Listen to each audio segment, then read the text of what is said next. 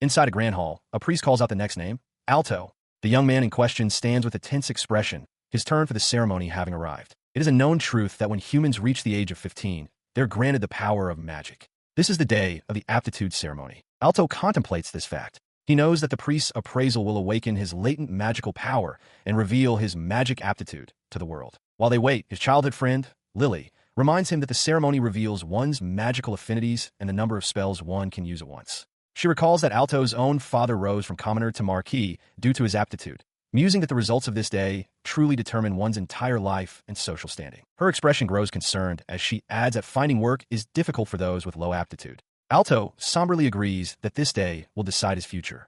Seeing the time, Lily suddenly urges him on, telling him they need to go. At her prompting, the two walk together across a wide, paved town square, making their way toward the ceremony's location. As they proceed, Lily looks at him disapprovingly, questioning why he's wearing his everyday clothes on such an important day. Alto replies that choosing outfits is a bother and reminds her that she, of all people, should know he only owns identical sets of clothing. She insists that he should have made an effort to dress up for this once-in-a-lifetime event. He dismisses her concern, stating that buying an outfit for a single day is a poor use of money. Exasperated, Lily calls him out for being obsessed with cost-effectiveness and tells him he should praise a girl who is dressed up. When he questions if girls truly appreciate such compliments, she emphatically confirms it. She argues that even if he isn't interested, a single word can make someone happy, which, by his own logic, is highly cost-effective. Taking her words to heart, Alto stops and turns to her. After a brief pause, he states plainly, "You look beautiful." The direct, unexpected compliment renders Lily speechless and causes her to blush furiously, stammering that he misunderstood her point. Still flustered, but smiling, Lily comments that he seems to have relaxed a little, noting it was strange to see the usually unflappable Alto so tense. She then points ahead, announcing that the church where the ceremony is held is now in sight. He stands inside the vast, ornate church, the air thick with anticipation. Beside him, Lily remarks on how tense the atmosphere is, and he can only agree, acknowledging that the moment has finally arrived. As they wait, the priest officially begins the rite of aptitude, calling the first youth, John, to the ceremonial chair. Placing his hands on the crystal orb, the priest performs the appraisal. The result flashes, magic circuits, too. An onlooker murmurs that this is the lowest possible level. The significance of this number is vast. Having only 2 magic circuits allows for maintaining a barrier and 1 attack spell, whereas 4 circuits would permit 3 simultaneous attacks. The priest continues, listing the youth's poor aptitudes across all schools of magic. It is a harsh reality that with a low growth aptitude, gaining experience to level up is a near impossible grind. With a grim assessment that the boy will struggle to become an adventurer, the priest dismisses him. After another youth named Sasha is tested, he calls out Lily's name. With a determined look, she tells Alto she is going and walks toward the front. She ascends the steps, her hands clasped nervously, and takes her seat. As the appraisal begins, a brilliant light erupts from the orb, and the priest's eyes widen in utter disbelief at what he is witnessing. The result materializes above her, 7 magic circuits. A wave of shock ripples through the crowd, and Alto stares, stunned by the unprecedented number. The priest, trembling, announces her full aptitudes. Her ranks in nearly every category, and an astonishing S rank in holy magic. This is a level of power on par with legendary heroes and knights, a talent that appears only once in millions of births. The crowd erupts, realizing they are in the presence of a true prodigy. The onlookers buzz with excitement, speculating about the great hero their generation has produced. The priest urgently informs Lily that she must report to the king for an immediate audience. Without a moment to spare, she is escorted away by other clerics, leaving a stunned silence in her wake. He watches her depart, a bittersweet feeling washing over him. While he is happy for her, he can't shake the sense that his childhood friend has suddenly become someone far beyond his reach. His thoughts are interrupted as the priest calls his name. It is his turn. Taking his seat, Alto grips the chair, a bead of sweat tracing its way down his temple. He doesn't need to be like Lily, he thinks, but he prays for at least enough aptitude to become a knight. The priest announces the start of the appraisal, and as his hands touch the orb, it begins to react, its light swelling as it measures Alto's potential. He stares in disbelief as the result of his appraisal materializes before him. A single, stark number. 1. Stunned, he turns to the priest, asking him to repeat the result. The officiant confirms it plainly, 1. The crowd begins to whisper, some snickering at the unheard-of result. The realization crashes down on Alto. With only a single circuit, he can't even maintain a simple barrier while using another spell. The devastating news continues as his growth aptitudes are revealed. Barrier magic, F. Fire magic, F. Physical magic, F. Water and ice magic, F. Holy magic, F. Dark magic, F. Enhancement magic, F. Appraisal magic, F. a complete and utter failure across every single discipline. He trembles, his hand flying to his face as the weight of his results crushes him. It can't be. The thought echoes in his mind as he stumbles away from the ceremonial stage, the eyes of the crowd following his defeated form. His path forward seems to vanish into darkness.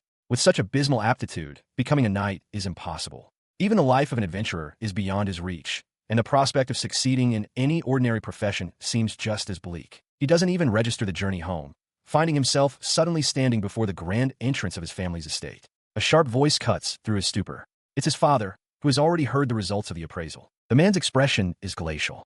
He commands his son to leave the house at once, declaring him a stain on the Wellesley family's name.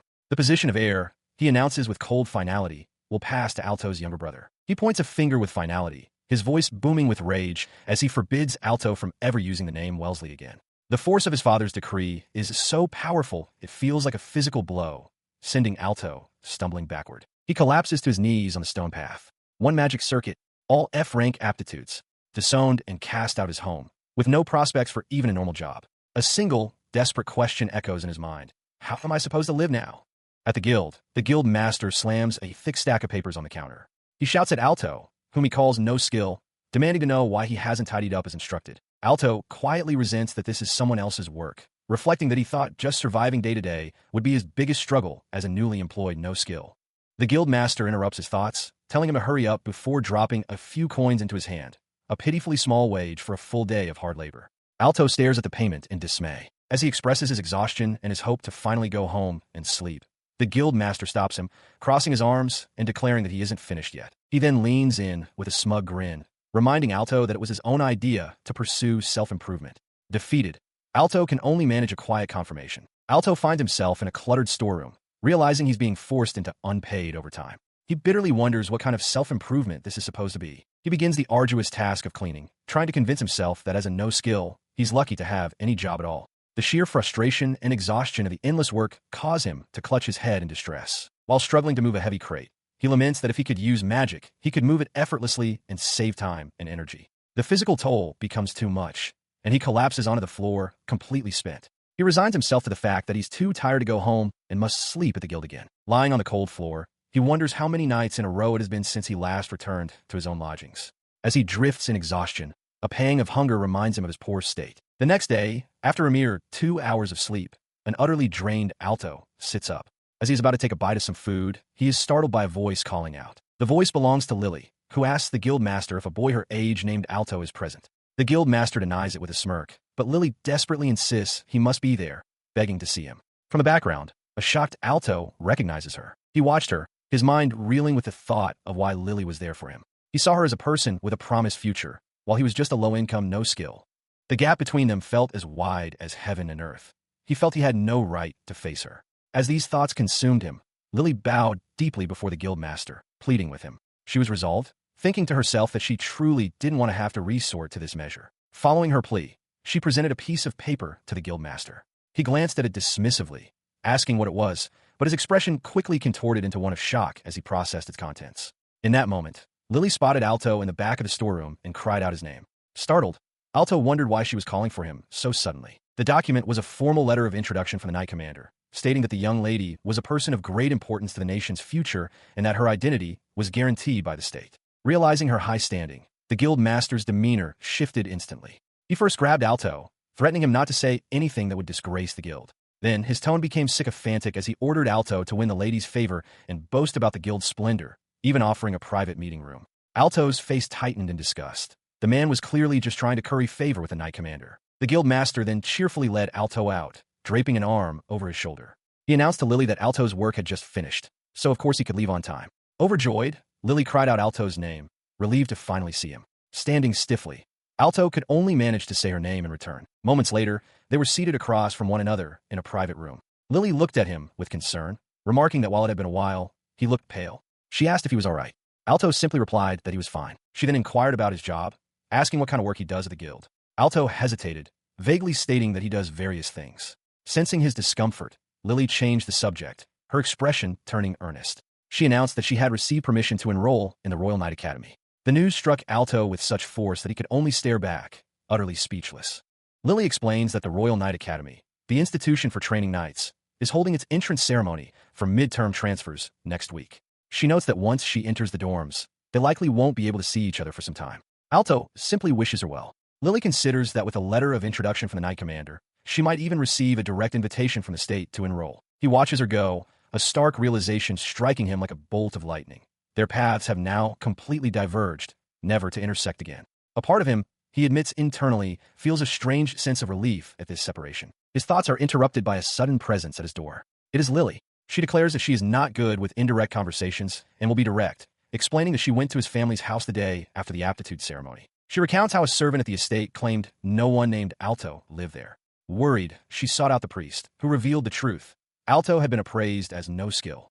Knowing of his father's history, she asked the priest to make inquiries through the Knight's order, a search that finally led her to him today. Tears well up in her eyes as she explains her fear, wondering what she would have done if he had truly disappeared. Her sadness then erupts into frustration. She shouts that being no skill is meaningless and has nothing to do with his worth as a person. She pleads with him not to just disappear again. As he watches her, a realization dawns. He had resigned himself to being worthless, yet here was someone grieving for him. He thinks to himself that no matter what his father or the guild says, if there is even one person who values his existence, then that is enough. He kneels before her, gently apologizing for making her worry and reassuring her that he is all right. Their eyes meet, a silent understanding passing between them. Her tears give way to soft laughter. She remarks that it's just like him to immediately start thinking about efficiency once he's feeling better, adding that she's glad the Alto she knows is back. He admits with a slight smile that his recent work performance has certainly been poor. Several days pass. Alto stands alone in a clearing, ready to begin. He reflects on the changes since his reunion with Lily. He has dedicated himself to optimizing his daily tasks at the guild, which has allowed him to finish his work on time and get proper rest. Though he is still ridiculed by others at the guild, he finds that it no longer affects him. His thoughts are interrupted by the guild master, who assigns him a new task, to act as a menial assistant for an adventurer party on a large-scale material gathering expedition. The guild master reasons that his daily sorting work should make him useful and orders him to learn at least a basic barrier spell. Alto accepts the assignment with a firm yes. He resolves internally to practice magic diligently, both for himself and for Lily. He had given up on magic for so long that he had never even thought to check his own status. Prompted by a flicker of curiosity, he summons the interface. It reveals a harsh truth. All of his magic circuits, barrier, fire, water ice, holy, dark, physical, enhancement, and appraisal, are at level 1, with a staggering 10,000 experience points required to advance. He grimly acknowledges that since he's never once used magic, this low level is only to be expected. The mechanics of gaining experience are unforgiving. While others gain 1 point of experience per skill used, or more for defeating monsters, Alto's situation is dire. A normal person might need to use a skill 100 times to level up. He needs to use it 10,000 times. This creates a 100-fold difference in the effort required, a gap that only widens as the experience needed for subsequent levels increases. This disparity is compounded by another factor. Those with multiple magic circuits can activate several skills at once, gaining experience for all of them simultaneously. Alto, believing he can only use one at a time, would gain experience at a fraction of that speed. The combined burden of his massive experience requirement and his inability to multitask skills presents a seemingly insurmountable obstacle. Staring at beginner's magic book, he feels a wave of despair wash over him. Despite his hopelessness, he recalls that even he should be able to use magic with a simple chant. He opens the book and speaks the words, body barrier. To his utter shock, a shimmering aura envelopes him. It actually worked. The newly cast barrier functions like a shield with its own life force. It absorbs attacks until its gauge is depleted, at which point it shatters. Checking his status again, Alto sees his barrier magic now has 1 point of experience. He sighs, realizing that while it is possible to progress, the time it would take feels monumental. As he contemplates the long road ahead, a system message suddenly appears. Due to the use of a single magic, automatic magic has been awakened. He stares in confusion as a status window updates, revealing a completely new skill line he's never heard of. This new automatic magic presents him with an unfamiliar interface, prompting him to describe the magic he wishes to autocast. Wondering if a simple thought is enough, he thinks, Fireball. The interface immediately registers the spell and explains that he can now activate it just by thinking of its name. A moment later, a system notification confirms it is initiating the process. In response to his thought, a fireball materializes before him with a fizzle. He gasps in astonishment. A skill activated without a chant, something he'd never heard of being possible. The interface then reveals that multiple skills can be registered and used in sequence. Testing this, he thinks of casting 2 fireballs and a magic buff, and all 3 effects manifest instantly. The successful test leaves him stunned. He can activate a sequence of spells just by listing them. A more profound realization follows. His body barrier is still active. This means automatic magic doesn't use his own magic circuits. His status window confirms it, showing experience gains for automatic magic, fire magic, and enhancement magic simultaneously. He is leveling multiple skills at once. This discovery opens up a world of possibilities. He can stack enhancements and unleash a continuous barrage of spells. A wide grin spreads across his face as he realizes this could be the key to power leveling his experience. The interface even provides instructions for creating loops, hinting at a depth of programming he has yet to explore. He stared at the magical interface floating before him, a stunning realization dawning. He could program it to repeat spells automatically. With this, he could efficiently level up his magic, a task that had once seemed utterly hopeless. A wave of exhilaration washed over him. While the path to knighthood might still be closed, he now saw a new possibility opening up. He could become an adventurer. Lily looks on, her expression a mixture of disbelief and concern. There's no way, she murmurs to herself. Seated on a stool, Alto turns to her with resolve, stating he will try it just once. A faint glow emanates from his eyes. Lily gasps in astonishment, exclaiming that he actually did it and that she can't believe he possessed such a unique skill. Alto admits that he himself was unaware of it until this very day. Unique skills are known to be special magical systems, distinct from the 8 fundamental types of magic. The most famous and powerful among them include Sword Saint, which dramatically enhances one's prowess with a blade, and Clairvoyance, the ability to see any location from afar. She processes the implications of this power, her excitement growing. She explains that while a normal person must chant to activate each individual skill, Alto can unleash them consecutively and automatically, without any incantation at all. Clenching her fist with conviction, she declares that with such unparalleled activation speed, no one will be able to match him. You'll definitely become strong now, she proclaims. He shares her enthusiasm, agreeing that things are about to get exciting and that he can likely apply this ability in other ways. His expression then turns serious as he sits, voicing his main concern, whether his automatic magic will activate even while he is asleep. Lily looks worried, imagining him defenseless in a monster-filled dungeon, and points out the obvious danger. Alto concedes her point. The dilemma weighs on him, and he rises to his feet with a frustrated intensity. That's the problem, he declares, questioning if this means he can achieve ultra-efficient experience gains starting this very night. Lily offers a more optimistic perspective, suggesting that his experience points might accumulate automatically while he sleeps. Alto, however, internally reflects on his long-held belief that spending a fifth of each day unconscious just to recover stamina is a waste of time. Lily looks at him, slightly exasperated by his line of thinking, and calls him a cost-performance fanatic. She then raises a valid concern, noting that since he would be the first person in history to activate skills while asleep, there's a frightening possibility of them going haywire. Alto considers this, suggesting a cautious approach of gradually increasing the number of activations each night to test it. Lily immediately dismisses the idea as inefficient. A new idea suddenly strikes her, and she claps her hands together. I have a good plan, she announces. I'll stay over tonight and watch you. If anything happens, I'll wake you up. Alto seems surprised, acknowledging it's a good idea, but trailing off. The full implication of her own suggestion then hits Lily, spending the night alone with Alto, and her heart begins to race. He, however, voices a different concern, questioning if her staying would be too inefficient for her. His focus shifts as a realization dawns on him. While Lily stammers, flustered by her own boldness, Alto looks at her with a sly grin. So, he begins, are you going to demand some kind of payment in return?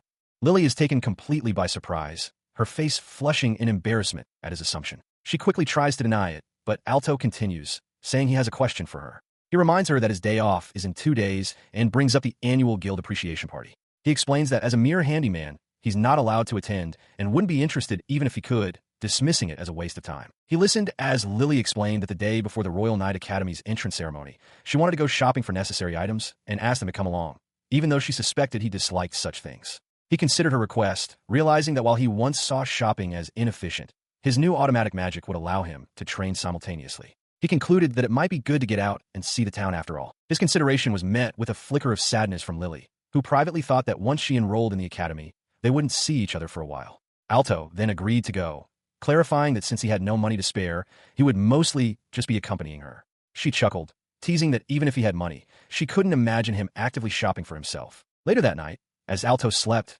Lily sat by his bedside, watching over him. She smiled softly, thinking his sleeping face hadn't changed since they were children. A memory surfaced. They were born on the same day and had been together ever since.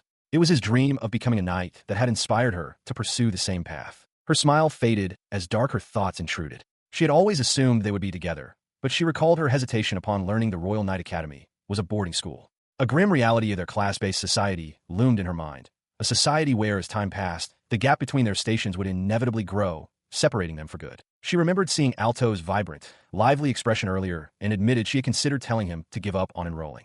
But now, knowing his unique skill was powerful, her resolve hardened. The dream of them becoming knights together was one she could still believe in. Gazing at his sleeping form, she made a quiet vow, noting his automatic magic seemed stable. I'll become a knight, Alto. As morning birds chirp, Alto awakens. He sees Lily still sleeping peacefully and decides to let her rest. A glance at his status reveals that his automatic magic skill was active all night, but was interrupted when he ran out of magic power. He now understands that the skill deactivates automatically upon magic depletion, which is why Lily hadn't needed to wake him. He checks his status further and is stunned to see he gained over 800 experience points for both his automatic and enhancement magic overnight. He realizes he can now train even while sleeping. However, he also notes the downside. Depleting his magic renders all his skills unusable, much like physical exhaustion. Just then, Lily awakens, calling his name. As he turns, she remarks on how incredible his automatic magic is. The scene shifts to Alto's workplace, where a foreman berates him, calling him no skill and demanding he work harder. Alto responds with a determined yes, while internally acknowledging a hard truth. Awakening his new magic doesn't mean he'll become strong overnight. The experience required to level up is still immense, and his skills haven't actually increased in power. As he continues his labor, another co-worker curtly tells him to hurry and finish his task. He feels a growing fatigue from the constant use of his skills, compounded by the harsh treatment from his colleagues. Despite the hardship, the simple fact that he is constantly growing stronger, regardless of time or place, is enough to keep him motivated. A flash of magic emanates from his hand as he holds this thought. Later, he and Lily walk through the large, bustling town of Minton, with Alto remarking on its impressive size. He uses the float spell to effortlessly carry a large bundle of goods. Lily, holding a magically levitating disc of her own, asks if he's alright carrying so much, but he reassures her. Impressed, she marvels at his magic before cheerfully declaring it's time for their next shopping stop. She consults her list, announcing they've reached the last shop. When she mentions a specific clothing store, Alto points out they already visited one, prompting a flustered reaction. Seeing their shopping trip might take a while, he suggests he could visit a nearby training center he's heard about. Lily is surprised he doesn't know about the facility. He explains it's a place to practice low-level skills freely, though she reminds him that unsupervised training with attack skills is forbidden. When he worries about the cost, Lily clarifies that since the center is affiliated with the guild, it's completely free for employees like him. The revelation leaves Alto stunned. Upon hearing this, he immediately dashes off towards the Minton Training Center. As he runs, he notices the streets are unusually crowded and asks a passerby for the reason. The man explains that monsters have recently been appearing around Minton, in the streets, on mountain roads, and in the mines. Alto finally understands. This monster surge is why the guild is so busy and short-staffed, and why he was hired for menial work. Several hours later, Lily finds Alto at the training center. He had been preparing to test all his attack skills by writing them into a text. He turns to her with a smile, explaining that he had just run out of magic power and was taking a break. He declares it perfect timing and decides his training for the day is complete. He walks alongside Lily, buzzing with excitement over his recent discovery. He exclaims how amazing it was to use the training center for free, declaring it the absolute best in cost performance. With a proud, knowing look, Lily reminds him that she had told him so. His excitement unabated, he then asks about her luggage. In response, Lily sits with him on a park bench and presents him with a small gift as thanks for the day. She explains she entrusted her packages to a traveling merchant who also handles deliveries. He seems uncertain, questioning if he really deserved a reward for just tagging along. Lily reassures him that she enjoyed simply walking and shopping with him, an activity they hadn't shared since he became obsessed with efficiency. She then begins to add another reason, trailing off as she says, and besides, continuing her thought, she explains that starting tomorrow, they won't be able to talk like this for a while. The statement brings a sudden gravity to the moment for Alto. He realizes that he is who he is today because Lily always supported him. Without her, he would have been lonely and unable to keep moving forward. As this profound thought settles, Lily calls his name, her expression now serious. She tells him there is something she needs to ask. Inside a bustling adventurers guild, Alto reflects on his surroundings. It's his first time in a guild other than his own. He recalls that guilds are broadly divided into two types, those that resolve quests with their own members and broker-style guilds that gather requests to introduce to other adventurers and parties. The one he has just accepted a job from is the latter. He approaches the counter to turn in his haul. Lily, the receptionist, is stunned by the massive quantity of herbs and produce he presents for exchange. She exclaims in disbelief, asking if he had been stockpiling them, but Alto clarifies that he gathered everything that very day, explaining it was more efficient now. As she processes the items, Lily's shock deepens. She notes that she's never heard of anyone clearing out so much in a single day. Her eyes widen as she identifies a rare herb among the bundle, a plant that an adventurer of Alto's level should not be able to find, as it would normally require numerous appraisals to locate. Alto casually dismisses it as a coincidence. An hour later, the transaction is complete, and he is amazed to have earned several days' worth of income in a single day. Lily playfully suggests he could quit being an adventurer and focus on gathering, but he politely declines, stating that he has other goals he wishes to pursue. The scene shifts to a low-level dungeon where a boisterous party leader rallies his group onward. Trailing behind them as a porter is Alto. He reflects that while his automatic magic's conditional branching has made gathering quests highly efficient, his porter job is also important. He internally initiates a continuous magic buff for his party. As they proceed, Alto considers the cost-effectiveness of his strategy. Using enhancement magic to buff his companions is more efficient than using it on himself, and even as a porter, he gains some experience from the dungeon crawl. His thoughts are cut short when the party leader shouts, pointing out a lizard man blocking their path. With a powerful roar, the party leader leaps forward, shouting the name of his skill, Fire Lance. His massive axe cleaves through the creature as the rest of the party follows up, quickly overwhelming the monster. Immediately after the battle, the party leader turns his aggression toward Alto. He yells at the boy, calling him an errand boy and demanding he stop dawdling and collect the spoils. Another adventurer joins in, sneering that they hired a useless person like him for this very reason. Having returned to the guild, the party leader boasts about how easy the quest was. He then turns to Alto and commands him to sort through all the items gathered by the entire party, including his own, by the next morning. Alto simply watches him, his expression unreadable. As the party departs laughing, the leader reminds Alto to properly appraise every single magic stone since their types are unknown without it. Left alone, Alto's demeanor shifts. A look of grim resolve settles on his face as he thinks to himself, now then. He let out a weary sigh, surveying the chaotic mountain of items dumped on the floor. The entire day's earnings for all the adventurers. It was a monumental task. Yet, a confident smirk soon replaced his fatigue. He knew he had the perfect tool for the job, his automatic magic. He began to formulate the spell's logic, a sorting script running through his mind. For each item, appraise it, then move it to a designated pedestal based on the result. His method relied on a for-each syntax he had mastered over the last 6 months. This allowed him to apply conditional branching to his magic, automatically sorting items based on their appraisal.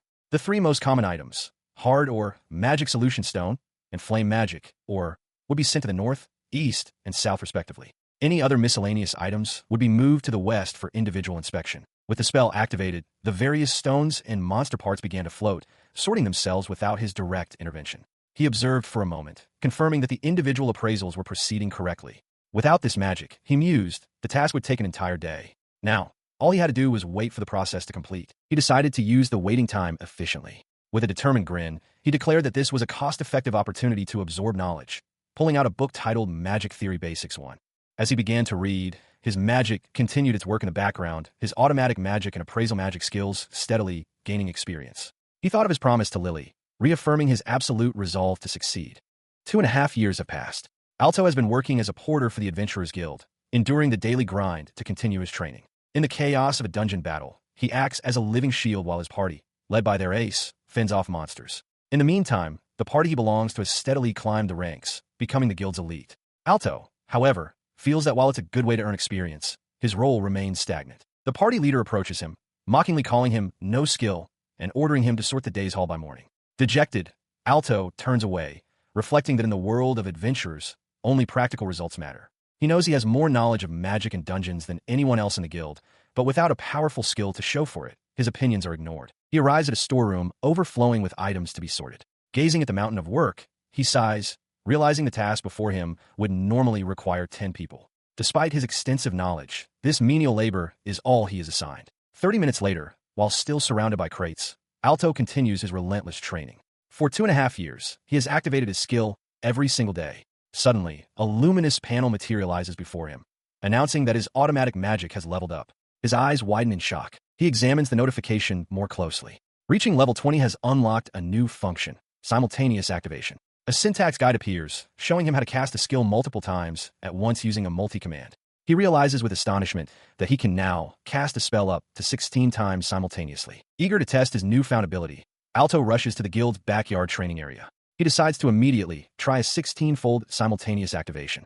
As he initiates the command for Fireball, a massive, crackling sphere of magical energy begins to coalesce before him, its raw power stunning him into silence. He stares in utter disbelief. He calculates that even his weak Fireball spell, when multiplied by 16, becomes an attack on par with that of a high-level adventurer. He reflects that his unique training regimen, using his skill 24 hours a day, has granted him a mana pool far larger than average, which is proving invaluable now.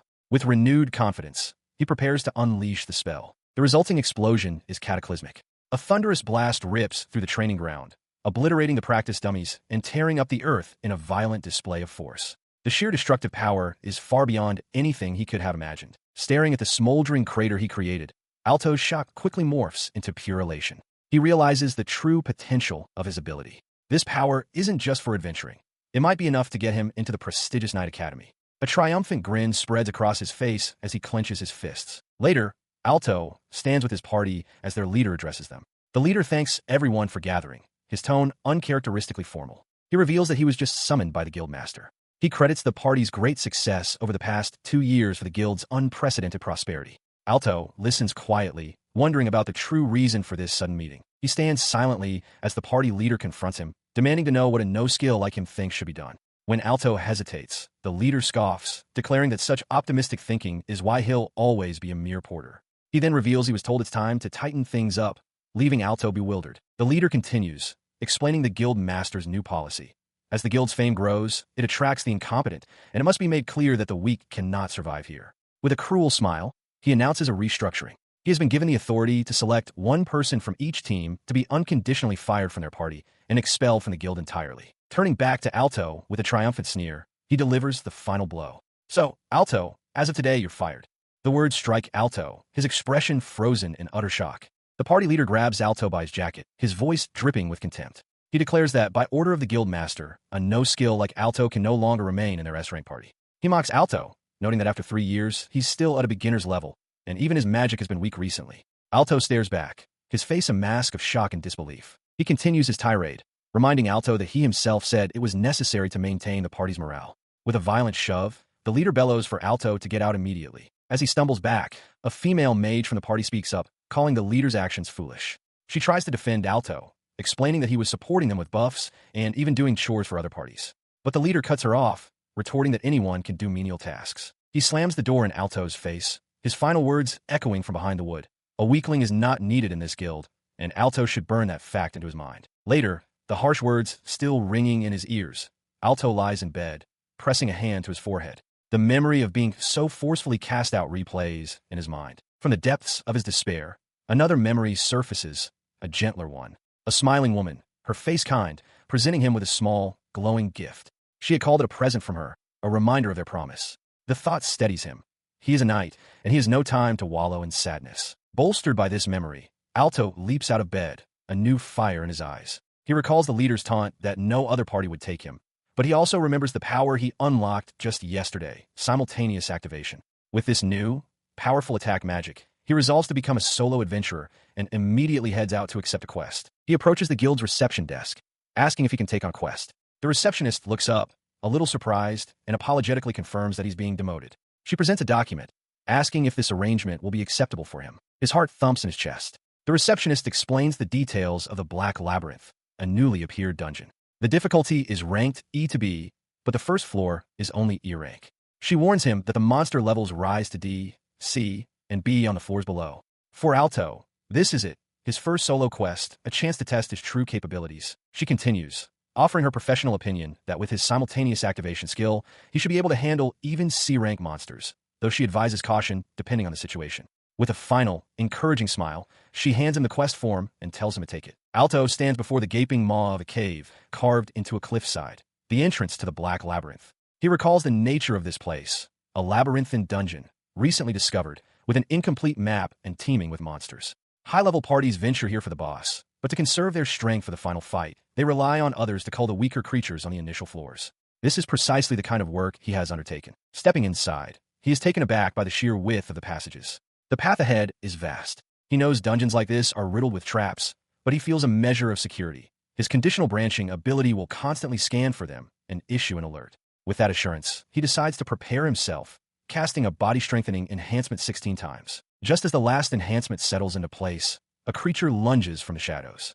It's a goblin, a common E-rank monster often used for training novices. The creature shrieks, ready to attack, but Alto seems unfazed, viewing it as a perfect first opponent. Without a moment's hesitation, he unleashes his power. A command echoes in his mind. Simultaneous activation. Fireball. A volley of 16 fiery orbs materializes and converges on the target in a thunderous explosion. The cavern wall sizzles and smokes, a massive, blackened crater marking the point of impact. The goblin is gone, utterly vaporized. As dust settles around him, Alto looks on, a bead of sweat on his brow, and quietly reflects that perhaps he overdid it. At the guild counter, an irate adventurer slams his fist down, shouting that he didn't fail his quest, he simply ran out of time. The receptionist calmly notes that the Black Labyrinth isn't a particularly large dungeon, and its monsters are only B rank at their strongest. Enraged, the adventurer accuses her of implying his party is weak. As he continues to rage, Alto arrives. The adventurer recognizes him, sneeringly calling him the no-skill boy and questioning what he was doing there. Alto ignores him and approaches the counter, presenting his quest completion form to the receptionist. He then places a massive, glowing magic stone on the counter, explaining that he defeated the boss. The receptionist stares, stunned into silence, while the other adventurer looks on in utter disbelief. She identifies the item as a Minotaur's magic stone.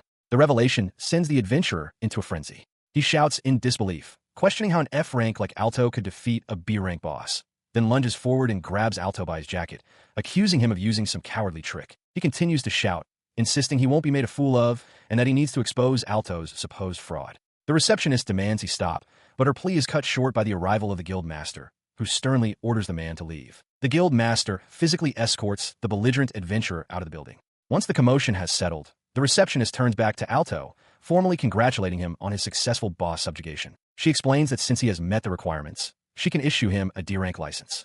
She adds that while his power seems to be a rank equivalent, guild regulations prevent such a large promotion at once. Alto accepts this, clenching his fist. He realizes that this is a concrete step forward, earned with his own strength and acknowledged by others. Later, in a forest clearing, Alto practices his skills. A blast of energy strikes a tree, but he notes with some frustration that he missed his intended target. He reflects on his recent solo quest, realizing it revealed many areas for improvement. He had been using his simultaneous activation skill to amplify his power for a single strike, but now understands he must learn to divide that power to attack multiple targets at once. With a new goal in mind, he decides it's time to visit the Quest Introduction Guild. At the Quest Introduction Guild, he requests a B-rank solo dungeon. The receptionist confirms that while the dungeon has been cleared, monster remnants still linger in the vast area. She issues him a 2-day subjugation permit, informing him that he is free to keep any spoils he finds. He sets off with a new, powerful motivation. He reflects on his past. Whenever his automatic magic gathered items, they were always split among his entire party. But now, having proven he could defeat a B-rank boss with ease all by himself, a greedy realization dawns on him. He clenches his fist, a sly grin spreading across his face as he considers that now, he gets to keep every single item. With this new goal firmly in mind, he turns to leave the guild hall, calling out a cheerful, "Well then, I'm off." The receptionist waves warmly, wishing him good luck and fortune in the battles to come. Inside the Ashira mine, Alto shivers, glad he brought a jacket for the unexpected cold. He moves through a dark tunnel, contemplating his strategy. Since he can't carry large or heavy magic stones, he decides his search must be limited to rare, buried items. He wonders what kinds of rare stones he might find. As he ventures deeper, his lantern illuminates a hulking figure emerging from the shadows ahead. A massive troll, a formidable B-rank monster known for its ferocity, blocks his path with a guttural growl. Without hesitation, the troll swings its massive club. In response, Alto unleashes a spell, shouting fireball. The projectile streaks through the air and explodes violently upon impact with the creature. The attack was decisive. The troll is defeated. A system notification announces the discovery of a magic luster stone. Realizing it must be inside the monster's dissolving remains, Alto reaches in and pulls out a large, brilliantly glowing orb. He examines the stone, wondering about its value, when another notification announces the discovery of a dragonite stone. He looks around in amazement as notifications begin to appear continuously, just from him walking through the B-rank dungeon. Overwhelmed by his success, he eventually returns to the guild, greeting the receptionist at the counter. He approaches the counter and empties a massive sack, pouring a mountain of rare materials onto the appraisal tray. The receptionist, who had just been thinking he seemed to be doing well, is left speechless. She stares in shock at the haul, identifying valuable magic luster stones and dragon eye stones among the pile. Stammering at the sheer quantity, the receptionist can hardly believe her eyes. Alto calmly asks her to appraise everything carefully, though he internally reflects that joining a collection-focused guild might have been the right choice after all. His calm demeanor shatters, however, as he looks at the final tally on the appraisal device, his own eyes widening in shock. The receptionist explains that a haul this large from a B-rank dungeon would normally require a party of 10. A nearby guild official is equally stunned, wondering aloud about Alto's true strength. Alto, however, wasn't motivated by greed. He recalls his pressing need to earn the tuition for the night school, a sum far beyond his reach. His thoughts drift to the guild master's words. 80% of the night school students are nobles. He remembers his father's blunt statement that they couldn't afford it. But now, looking at his earnings, a determined grin spreads across his face. He clenches his fist, realizing that with this long-term collection quest, he might actually be able to save enough. The following day, he returns to the shrine, his spirits high. His backpack is already filling up, and he notes with satisfaction that his experience gain is also multiplying. Deciding his pack is full enough for one day, he prepares to head back, buoyed by his continued success. He was moving through the dungeon when a piercing scream, one of sheer terror, echoed from deeper within. Startled, he paused, then resolved to investigate the source of the commotion. As he ran toward the sound, his worst fears were confirmed. Looming in the cavern ahead was a massive, scaly beast, a dragon. His eyes darted downwards, spotting a person trapped beneath the colossal creature. As a woman's terrified shriek filled the air, he didn't hesitate, activating his physical buff X16 ability. The dragon's immense claw pinned a man to the ground. It was the same arrogant adventurer who had mocked him at the guild. He rushed to the side of a young woman who was trembling with fear. Kneeling beside her, he tried to get her attention, seeing the shock and terror in her eyes. He quickly told her to take her companion and escape if possible. He would draw the dragon's attention. With that, he sprinted out, creating a diversion to pull focus from the two of them. He slid to a stop, facing the beast head-on. "Hey, big guy," he shouted. "Your opponent is me." The dragon responded by gathering energy in its maw, unleashing a torrent of fire. He recognized it instantly, a dragon's breath, and realized with horror that he was still too close. As the dragon's breath attack detonates in a blinding flash, Alto braces himself against a tree. He grits his teeth, realizing the true danger isn't just the blast power, but the devastating heat wave that spreads out simultaneously from the point of impact. He knows the other adventurers will be caught if they stay put. With a desperate leap, Alto launches himself high into the air, determined to draw the creature's fire away from them. Landing in the forest, he shouts to draw the dragon's attention. As the fiery blast pursues him, he reasons that being airborne will help disperse the heat wave, a strategy that will only work because he is the sole target. Without hesitation, he unleashes a counterattack, commanding the continuous activation of 15 ice needles that streak towards the incoming inferno. The ice magic collides with the fire, causing a massive mid-air explosion. From the ground, the other adventurers watch in stunned silence, one of them barely managing to question the blast. Having successfully neutralized the dragon's breath, Alto immediately follows up. He declares his next move and unleashes another continuous spell, causing a colossal structure to rise from the earth. The female adventurer stares in awe at the towering wall of ice that has just appeared. She realizes Alto's magic is not just for attack, but also to shield them from the deadly heat wave of the dragon's fire. In the quiet aftermath, Alto stands before the defeated dragon, its body impaled by his magic. He looks around for the beast before realizing, with a sense of detached surprise, that he somehow managed to win. He reflects on the strangeness of a dragon appearing so close to the city, acknowledging his luck in having the right magic for the job. His thoughts are cut short as he remembers the others. He turns to find them, and the female adventurer calls out, asking if he's all right. Approaching the party, Alto offers a paralysis potion to Mike, noting that status ailments are the biggest fear for solo adventurers. Mike gratefully accepts. The female adventurer thanks Alto profusely, admitting she thought they were done for. Alto simply reassures her that it's all right. He watches as the party leader he saved, Mike, bows low, apologizing profusely for failing in his duty as a guard. The young woman with him, however, tells Mike to lift his head. She then turns to Alto, explaining that it was thanks to him that they were saved, as she could not have predicted the betrayal of their other guard. She expresses her profound gratitude for his help, introducing herself as Charlotte and asking that he remember her. The name seems familiar to Alto, who wonders where he has heard it before. He internally notes her refined, almost doll-like elegance, realizing he'd been too distracted by the dragon to notice her properly. Charlotte explains that she must return to town urgently, but insists on repaying him later, asking for the name of his guild. Flustered, Alto downplays his status, stammering that he's just an insignificant adventurer who uses the White Lancer's quest board. With a final bow and a promise to repay him, Charlotte and Mike depart, leaving Alto to wave them off, slightly dazed by the whole exchange. Several days later, at the White Lancer's quest guild, Mike confronts Alto, his voice dripping with irritation. He blames Alto for his current predicament, being stuck with menial tasks like warehouse organization. Alto remains silent, internally noting that Mike's demotion is the result of his own actions. His frustration boiling over, Mike demands to know if there are any A-rank quests available, declaring he needs a major achievement to salvage his failing reputation. He dismisses the idea of a B-rank dungeon as insufficient. A nearby receptionist informs him there are none, causing Mike to curse his luck. As Mike fumes, a distinguished man in a fine suit enters the guild, announcing he has come to commission a task for a specific individual. His arrival startles Mike and Charlotte. Alto's eyes fix on the emblem on the man's jacket. He is a court official from the palace. The official elaborates that he seeks to issue a high-difficulty quest. Its purpose is to assess whether a candidate is worthy of participating in the knight selection trials. He explains that while the trials are normally reserved for students of the Royal Knight Academy, an exception allows outsiders with a court recommendation to be tested.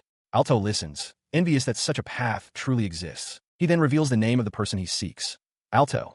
Hearing this, Mike's face lights up, assuming his own fame has reached the palace, and that this is his grand opportunity for redemption. Charlotte, standing nearby, is utterly stunned by the announcement. Alto himself is taken aback. The official confirms he is indeed looking for Alto, noting that his appearance matches the description he was given. Enraged at being overlooked, Mike grabs the official, shouting about why he would seek out a no-skill when a famous adventurer like himself is present. Unfazed, the official turns his attention back to Alto, who quickly connects the dots.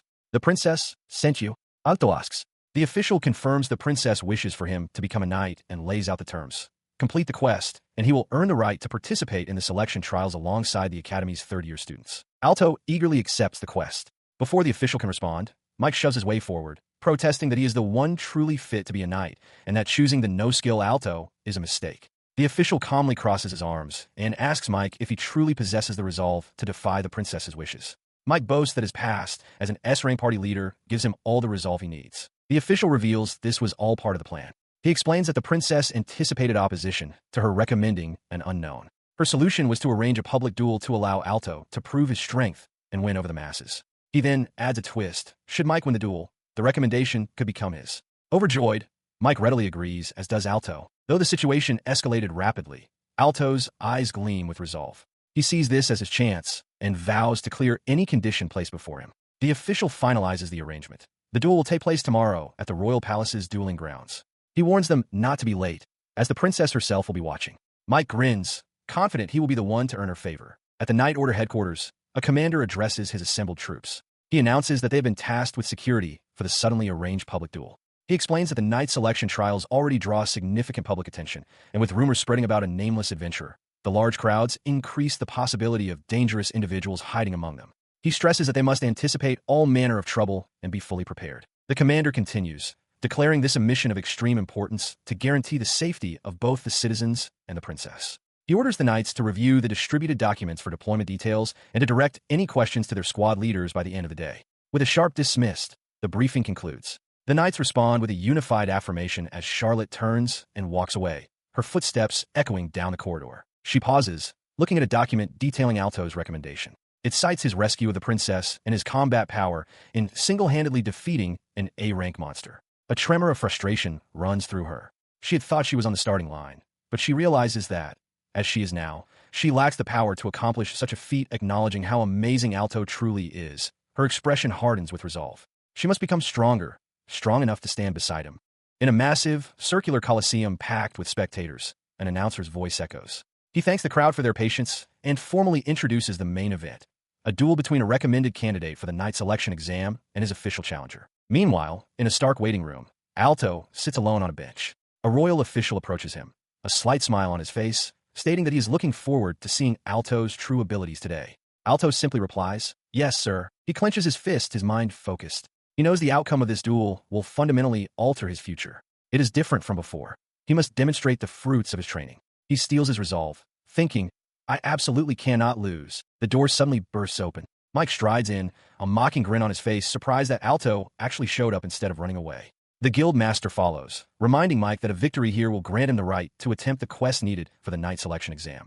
Mike confidently promises to win and enhance the guild's reputation. The guild master laughs heartily, agreeing with his champion. Mike turns his taunts back to Alto, calling him the no-skill he fired and scoffing at how easy the fight will be. He declares it will be an instant kill. Ignoring the interruption, the royal official begins to explain the rules of the duel. Victory is achieved by breaking the opponent's barrier and inflicting even the slightest damage. Any further attacks are forbidden. He adds that knights are on standby with healing magic for any injuries. He concludes by telling Alto not to hesitate and to show his full power within those rules. Just then, a guard informs them that it is time to head to the arena. As they enter the Coliseum, the announcer's voice booms once more, welcoming the duelists. The crowd erupts. He officially declares the commencement of the public duel, held to address the formal objection to the court's recommendation for the knight selection exam. Alto and Mike stare each other down, the air thick with anticipation. A knight wearing a distinctive skull-faced helmet steps forward, introducing himself as Bats, the referee. After confirming both combatants understand the rules, he raises his arm. Then, begin. Mike immediately prepares to strike, vowing to end it in one blow. Mike instantly unleashes a powerful attack, shouting, "Dragon's Breath." In response, Alto raises a hand, calmly activating Fireball. Mike scoffs, questioning how a beginner's skill could possibly defeat him. But Alto remains steady, thinking to himself that he has just experienced a real dragon's breath, and this is not it. He unleashes his spell, a fireball of truly astonishing size. The crowd gasps in disbelief, with onlookers pointing out that the scale of his magic is completely abnormal. Even his opponent, Mike, stares in shock, muttering that it can't be real as the massive sphere of fire hurtles towards his own attack. The two spells collide with a deafening roar. Instead of being neutralized, Alto's fireball engulfs the dragon's breath, pushing back against the torrent of flame. Mike can only utter a stunned, as his signature move is completely overpowered. The overwhelming force of the fireball completely smashes through, engulfing Mike in a massive explosion. He lets out a prolonged scream of agony and disbelief, unable to comprehend the impossible turn of events, as Alto stands his ground, having decisively won the exchange. With a final decisive strike, Mike is thrown back. The referee raises his hand and declares the winner, Alto. The crowd erupts in a deafening roar, chanting his name as he stands alone in the arena, trying to process his victory. He turns to thank the official, but a familiar voice stops him. He looks over, his eyes widening in recognition at the sight of the woman he saved. Elsewhere, the guild master seethes, unable to comprehend how his man lost to the one they call no skill, noting that his power is just as rumored. The woman formally introduces herself with a slight bow as Princess Charlotte of the Lawrence Kingdom. She thanks Alto profusely, confessing that she would have died without his help.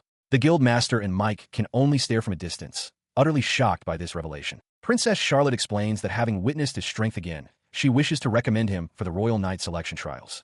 However, she clarifies that to justify the recommendation, he must first complete a quest to prove his capabilities. With a determined expression, Alto eagerly accepts the challenge. She smiles warmly, telling Alto that she genuinely wants him to become a knight and will be in contact soon with the formal arrangements. Overjoyed, he thanks her, his face beaming with hope for the future. In a nearby corridor, the guild master furiously berates Mike. He shouts that Mike's loss to the no skill has caused him immense embarrassment. He lists their recent failures. The guild's reputation is ruined. They failed a B-rank dungeon, and now they've drawn the ire of the royal family. The guild master's tone shifts to one of cold calculation. He warns Mike that the guild's very survival is now at stake. He orders him to orchestrate a situation where Alto fails his quest, reasoning that despite what the princess says, it's impossible for a no-skill to possess such power. He declares that proving Alto is a fraud is the only way to restore their own honor. Seeing a path to redemption and a way to avoid being fired, Mike's fear turns to zealous determination. He vows that he won't fail again and will strip away Alto's facade. The next day, Mike leads his party to the entrance of a cavern dripping with ominous energy. He tells his nervous party members not to worry, as they don't need to defeat the monster. He explains this is a scouting mission in a place known for its sealed S-rank boss, a creature his S-rank party might challenge someday. A flashback shows the guild master bribing a royal official to discover which quest Alto was assigned, smirking at the thought of eliminating this nuisance. For hours later in the present, deep within the cave, Mike stops his party. With a sinister look, he declares, "This is the place." He stands before the sealed monolith, a malevolent aura making his entire body tingle. The party leader, Mike, grimaces, thinking of the 100 high-grade potions they consumed just to get here. With his wallet now empty, he knows there's no room for hesitation. He roars at his party members, ordering them to remove the paper seal from the stone. At his command, the seal is broken. As the talisman is torn away, Mike and his companion cheer in triumph, believing their sabotage is complete. Their celebration is instantly silenced.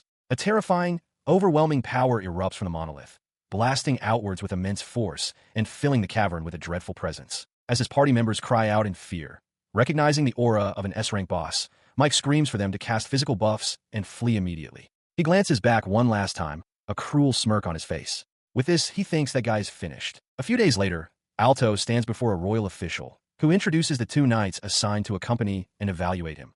One with long dark hair and a scar, the other clad in armor with a skull-faced helmet. The official explains the quest is to enter a high-difficulty, mine-type dungeon where the monsters are B-rank and above, and a boss is S-rank. Alto listens, taking in the gravity of the assignment. He is reassured, however, that the mission is not to fight the boss, but simply to retrieve a treasure box from its room. The official states that since the boss is sealed and he has two knights with him, there will be no encounter. Alto reviews the quest document, which details the dungeon's history. Adventurers had once failed to defeat the boss due to its powerful life force and were forced to seal it away, where it has remained undisturbed ever since. Having prepared his potions and configured his automatic magic, Alto stands at the entrance to the dungeon. He gazes into the dark, ominous cave, known to house a troublesome, sealed boss. With unwavering determination, he vows to himself that he will absolutely clear this quest. From the deep darkness of a cavern, a monstrous, shadowy beast with multiple glowing eyes begins to stir, its silhouette promising immense danger. Meanwhile, unaware of the looming threat, Alto holds up a glowing quest item with a brilliant smile, declaring the mission complete. The guild master praises his incredible detection ability, admitting that while the S-rank monster warning was concerning, he's impressed they finished so smoothly. The Knight Commander thanks Alto, stating he must also redouble his own training.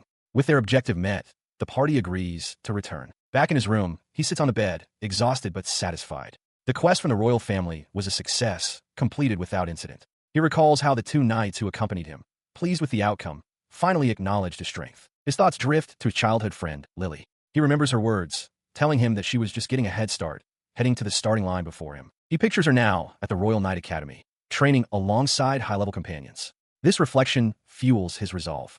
For 3 years since being branded no skill due to his lack of magic aptitude, he has diligently accumulated experience points, even while sleeping. His fist clenches. This was the result of his tireless effort, finally earning him the right to take the Academy selection exam. He remembers the promise that if he passes the entrance exam, he can finally catch up to her. Sitting alone, he reaffirms his goal. Even he, the one scorned as no skill, can become a knight. With renewed determination, he decides to get some food and then train even harder for the exam. As he walks through the town, a sudden, deafening commotion erupts nearby. He turns to see panicked townsfolk fleeing. Someone shouts that the boss from the mine has descended. Another man cries out in disbelief, questioning how the sealed boss, one that even A-rank adventurers couldn't handle, is now free. A horrifying thought strikes Alto. Was this the monster from the quest warning? Did his actions in the dungeon cause it to emerge? As the crowd scatters, someone yells at a fleeing person for running toward the danger. Alto recognizes the path instantly. The mountain dungeon is straight down that road, not far from town. He realizes he must act. Sprinting against the tide of terrified people, he resolves to intercept the boss as far away as possible. He bursts through the tree line and freezes. Looming before him is a terrifying spectacle, a massive skeletal creature, a dragon zombie. He and the other adventurers find their attacks are completely ineffective against the dragon zombie. No matter what they do, the creature instantly regenerates from its wounds, leaving them with no way to damage it. One of the adventurers curses, noting that the monster is slowly but surely advancing towards the town. Remembering the people still trapped in town, he unleashes a barrage of 16 fireballs in a single, concentrated blast. The spell strikes the dragon zombie's head, blowing it clean off and sending the massive body staggering backward. For a moment, it seems he has succeeded, but his hope is shattered as the creature's head regenerates with horrifying speed. As Alto stares in disbelief, the monster strikes, forcing him to dive to the ground to avoid being crushed. Just then, the Knight Commander arrives on the scene, taking in the dire situation with a grim expression. He confirms their fears, explaining that none of their attacks will work. The defining feature of the dragon zombie, and the reason for its S-rank designation, is the presence of 7 cores embedded within its body. To defeat it, all 7 cores must be shattered at the exact same time. Alto is stunned by the seemingly impossible requirement. Such a feat would require the coordinated effort of multiple mages, but even exceptional individuals like Lily, who possess 7 magic circuits, are exceedingly rare. Most skilled mages have 6 at best. Furthermore, the differing casting speeds between individuals makes perfect synchronization a monumental challenge. The Knight Commander turns to Alto, declaring him their best chance. Using his appraisal skill, he pinpoints the exact locations of the 7 cores. He then lays out a desperate plan. He possesses 5 magic circuits and will attack 5 of the cores simultaneously. He tasks Alto with destroying the remaining 2, the ones in the right shoulder and at the base of the right wing. Understanding the stakes, Alto agrees. A nearby adventurer cries out that such a coordinated strike is impossible, but the Knight Commander dismisses the doubt, roaring that they have no other choice but to try. With the plan set, he and Alto prepare to launch their assault, both shouting in unison, "Fire Lance!" A chaotic barrage of attacks rains down upon the massive dragon zombie. The undead beast roars in defiance as multiple strikes from the assembled knights and adventurers slam into its skeletal body. The Knight Commander, fighting beside Alto, remarks on their impressive coordination, noting that their teamwork is seamless for a makeshift pair. However, their assault proves futile as the monster's flesh instantly regenerates. Nearby, Mike curses, realizing their attacks are ineffective against the creature's thick hide. He grits his teeth, frustrated that they must first break through the exterior to expose the cores. Alto adds that even when exposed, the cores regenerate almost immediately, meaning all 7 must be struck at once. Realizing this is their only path to victory, Mike shouts to the others, rallying them for a coordinated assault and demanding their help. Following his command, the party unleashes another furious barrage. The mage incants Fire Lance. As the spells connect, Mike spots the 7 glowing cores becoming visible through the damaged flesh. He yells for everyone to strike them all at once. A core shatters under the focused assault, sparking a brief moment of hope. But the victory is fleeting. The dragon zombie's flesh immediately rise and reforms over the wound. Mike stares in disbelief, realizing it wasn't enough. Alto analyzes the failure, concluding that with so many people attacking, their timing is inevitably imperfect. Despite the setback, Mike roars that they will simply try again. The party members pant, their magical reserves dwindling and their precision failing after repeated high-level attacks. As the party leader struggles for a solution near the town entrance, Alto steps forward, interrupting his desperate thoughts to ask for a chance. The party leader turns to him, incredulous. He questions if Alto possesses multiple magic circuits, as that would be necessary for such an attack. Alto confirms he has only one. Mike dismisses the idea as pointless, but Alto insists he can fire 7 skills simultaneously, begging for just one chance to try. Mike remains deeply skeptical, unable to believe that someone called no skill could be useful. With all other options exhausted and his party at their limit, Mike's desperation wins out. He relents, agreeing to let Alto try. A wave of relief and gratitude washes over Alto's face as he earnestly thanks the party leader. The party leader quickly outlines the new plan. The main force will tear open the monster's flesh one more time to expose the cores. It will then be up to Alto to destroy all 7 at the exact same moment. Alto confirms he understands. With the strategy set, Mike readies his own attack, shouting, "Here we go." Fire Lance. The combined might of the party once again tears into the dragon zombie. As the 7 cores are revealed, Alto exhales and unleashes his power. A volley of energy blast shoots forth, striking the monster with perfect, simultaneous impact across all its weak points. His desperate gamble connects. As the 7 projectiles slam into the dragon zombie's cores, Alto shouts the name of his spell. Activate. Fireball ×7. He watches, breathless, silently pleading for his unique automatic magic to succeed as all 7 points of light find their marks. The sheer power of the display leaves his party members stunned. Mike shouts in disbelief, questioning if Alto truly fired 7 shots simultaneously, while another teammate can only stammer that it's incredible. Unwavering, Alto maintains his focus, vowing to ensure every single projectile hits at the exact same moment. Facing the undead dragon, Alto focuses his mind. He recalls the days of relentless practice, honing his control. Now is the time to unleash that power. He prepares to cast 7 fireballs simultaneously, knowing that failure is not an option against the constantly moving target. With a roar, he unleashes the spell, refusing to let the beast escape. The other adventurers watch, frozen in shock as the 7 points of light streak towards the dragon zombie. Mike stares in disbelief, stunned by Alto's incredible concentration. Despite nearly being crushed just moments ago, the young man shows no sign of wavering.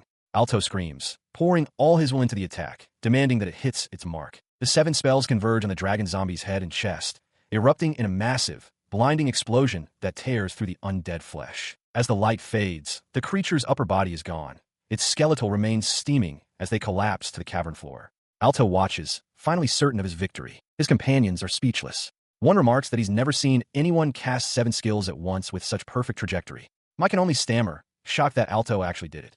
The other adventurers admit they would have been helpless without him, and ask for his name. He introduces himself as Alto. He thanks them, though he privately notes that he can actually cast 16 spells at once, but decides to keep that to himself. Hearing the name, Mike suddenly recognizes Alto as the opponent he previously defeated in a duel. Ignoring Mike's realization, the grateful party hoists Alto into the air, cheering the birth of a new town hero. Elsewhere, the Knight Commander reports to Princess Charlotte. He confirms Alto's mission was a success, and that he also defeated the sealed S-rank boss. The commander adds that the accompanying knights praised Alto's skill, courage, and focus, deeming him a person they would want to fight alongside. Charlotte agrees that Alto must absolutely become a knight. The commander continues, explaining that the permanent seal on the boss was broken by an outside party, and since Alto's group didn't go to that room, the culprit should be found soon. He reports that the man who dueled Alto, an arrogant fellow, has been identified as the perpetrator. Charlotte correctly deduces it was an act of spite. In a tavern, Mike drinks and laughs about his plan, gloating that the boss was pleased and that he would have become a knight if Alto had failed. His celebration is cut short as military police storm the establishment, shouting for everyone to freeze. The commander's voice explains that the man was sentenced to 20 years of labor in the mines. The military police officers firmly restrain the struggling adventurer, Ilarso. They declare he is under arrest for the crime of unsealing an S-rank boss and endangering the city. Stunned, Ilarso protests his innocence, claiming it's all a mistake and that they have no proof. As they drag him away, he continues to shout for them to wait. Meanwhile, in a well-appointed room, the royal official reports to Princess Charlotte. He confirms that not only Ilarso, but also his guildmaster have been arrested. The official explains that with additional charges of bribery and abuse of power, Their sentences will be severe, expressing relief that a potential threat to Alto has been neutralized.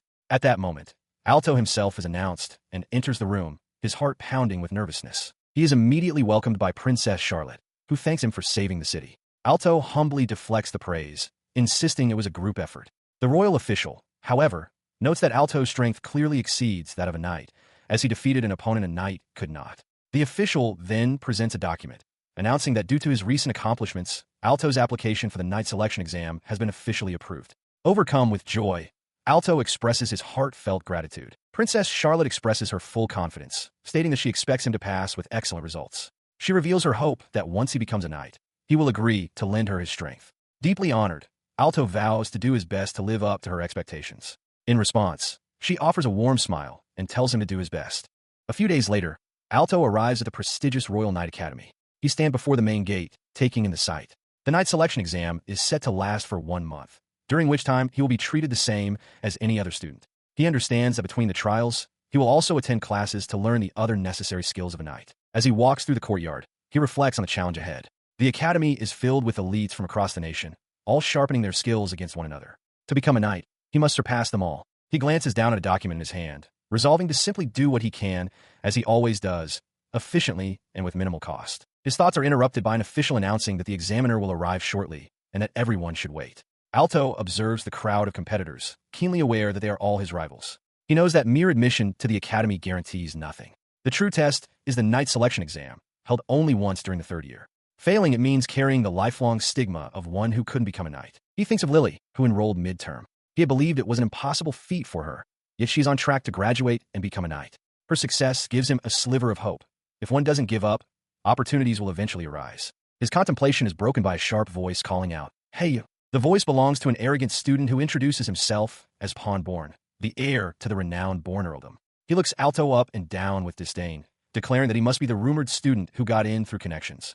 Alto simply replies with his name. Pawn Born scoffs, offering to use his appraisal skill to check Alto's magic aptitude, a clear breach of etiquette. He muses that dealing with someone who used dirty tricks to get a recommendation is just a waste of time.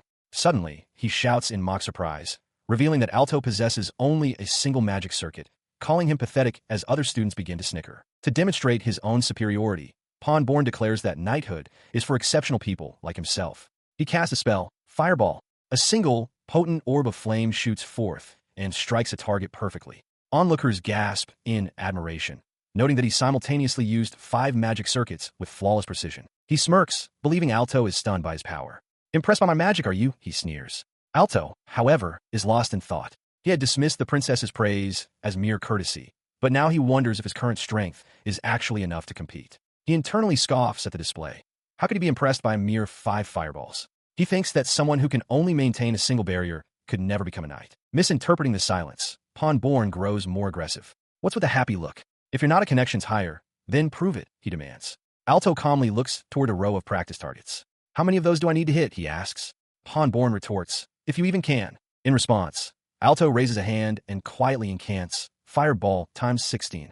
An overwhelming barrage of 16 fiery orbs erupts from his position, streaking towards the targets in a dazzling and utterly unexpected display of immense magical power. His 16 fireballs slam into the practice targets with explosive force. Pawn Born stares, aghast, shouting in disbelief that 16 were cast simultaneously. The arrogant noble immediately accuses Alto of cheating, screaming that such a feat is impossible without some trick. Alto calmly refutes the claim, musing that perhaps his unique skill could be considered a form of cheating. This only enrages Pawn Born further, who yells that it's absurd for someone with only 1 magic circuit. Their argument is cut short by an authoritative voice demanding to know the cause of the disturbance. The man who interrupted them steps forward, holding a clipboard. He introduces himself as Arthur, the examiner for the current selection process. A murmur spreads through the students as they recognize him.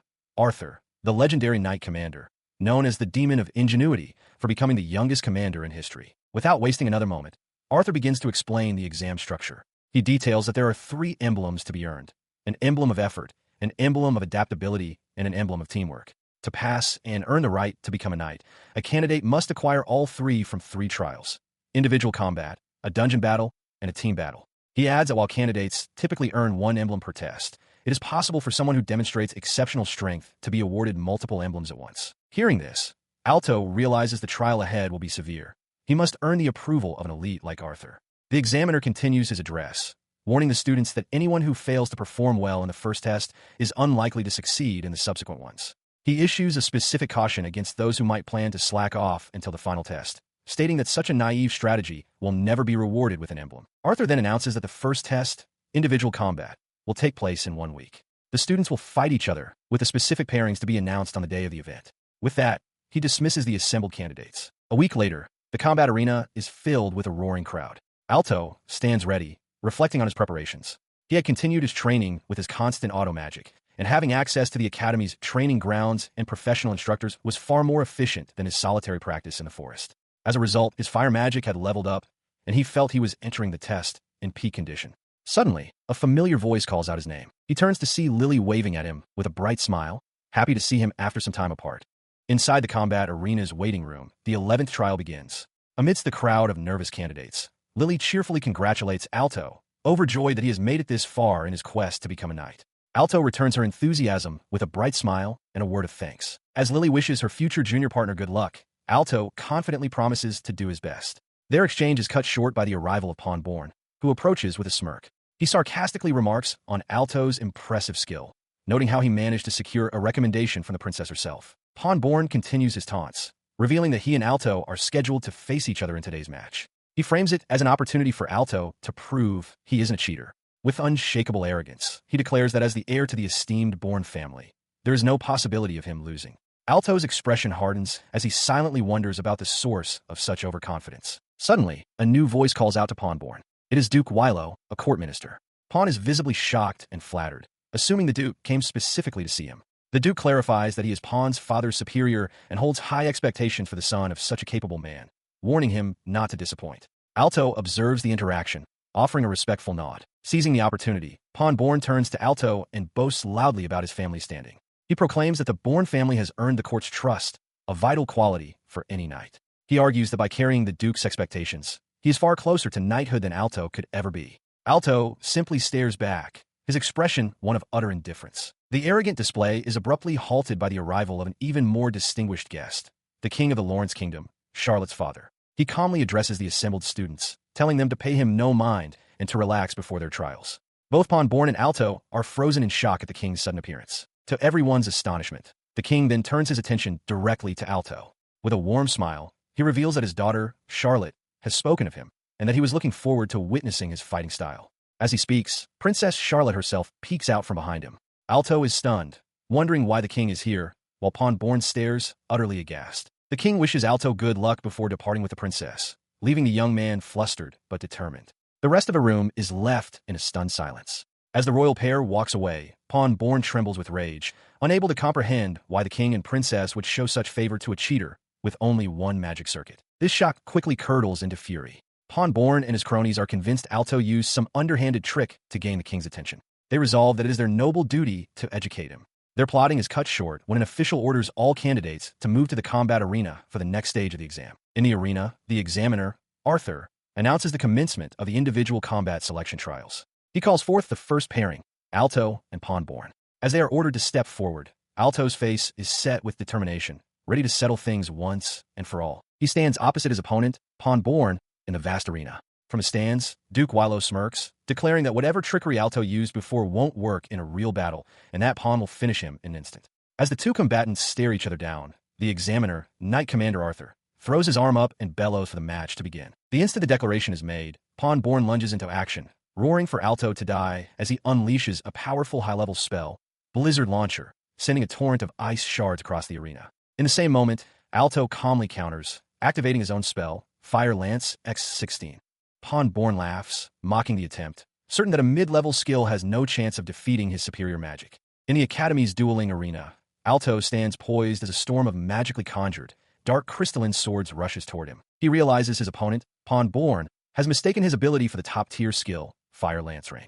Capitalizing on this misjudgment, Alto swiftly dodges the incoming attacks, closing the gap between them in an instant. The force of Pawn Born's attack shatters the arena floor, sending fragments of stone flying, but his target is already gone. He lets out a cry of frustration as his powerful spell misses completely. Having closed the distance, Alto strikes Pawn Born from behind, sending him crashing to the ground. Pawn Born stares up in disbelief, unable to comprehend his defeat. The examiner, Arthur, watches impassively, remarking that on the battlefield, the only thing that matters is who survives. As the official announcement declares Alto the victor, Pawn Born trembles on the floor, muttering that he was cheated. From the stands, Duke Wilo expresses his shock that the heir of the Bourne family was defeated in an instant. Arthur calmly confirms the result, marking Alto as having passed. He approaches Arthur and offers his thanks. The examiner hands him a small, ornate box, calling it the emblem of effort. With the first match concluded, Arthur turns to the remaining students and calls the next two combatants, Mia Knightley and Gregory Burns. As Arthur signals the start of the second match, Charlotte, competing under the name Mia Knightley, instantly erects a defensive ice wall. Her opponent, Gregory Burns, immediately retaliates with his sand shot spell. He doesn't let up, immediately casting his next spell, Stone Hammer. A massive, crude hammer of rock forms and crashes into the ice wall, shattering the defense with overwhelming force. With her barrier destroyed, Charlotte is left exposed. Gregory seizes the opportunity, firing another sand shot that hits her squarely, forcing a pained cry. The crowd erupts in cheers for Gregory Burns. Watching from the sidelines, Alto analyzes the fight, noting that Gregory's spell-casting speed and precision are clearly superior. On the arena floor, Charlotte pushes herself up, her expression filled with grim resolve, her fight far from over. With the first trial concluded, the examiner addresses the remaining students. He announces that the second trial will be held in 2 weeks, with further details to be communicated later, and dismisses them. As the students disperse, Alto notes that only a third of them managed to acquire an emblem. He reflects that the second trial is a dungeon crawl, an environment where his experience should give him an edge over the other students, but one where unforeseen circumstances are always a risk. As he walks away, he notices the training grounds are now mostly deserted. His attention is drawn to a single figure still practicing. It's the girl he knows as Mia. Despite having lost her match, she remains, training diligently. He sees 2 other male students watching her from short distance. The 2 onlookers begin to taunt her. One sneers, calling her an idiot for not understanding her situation, while the other tells her to know her place.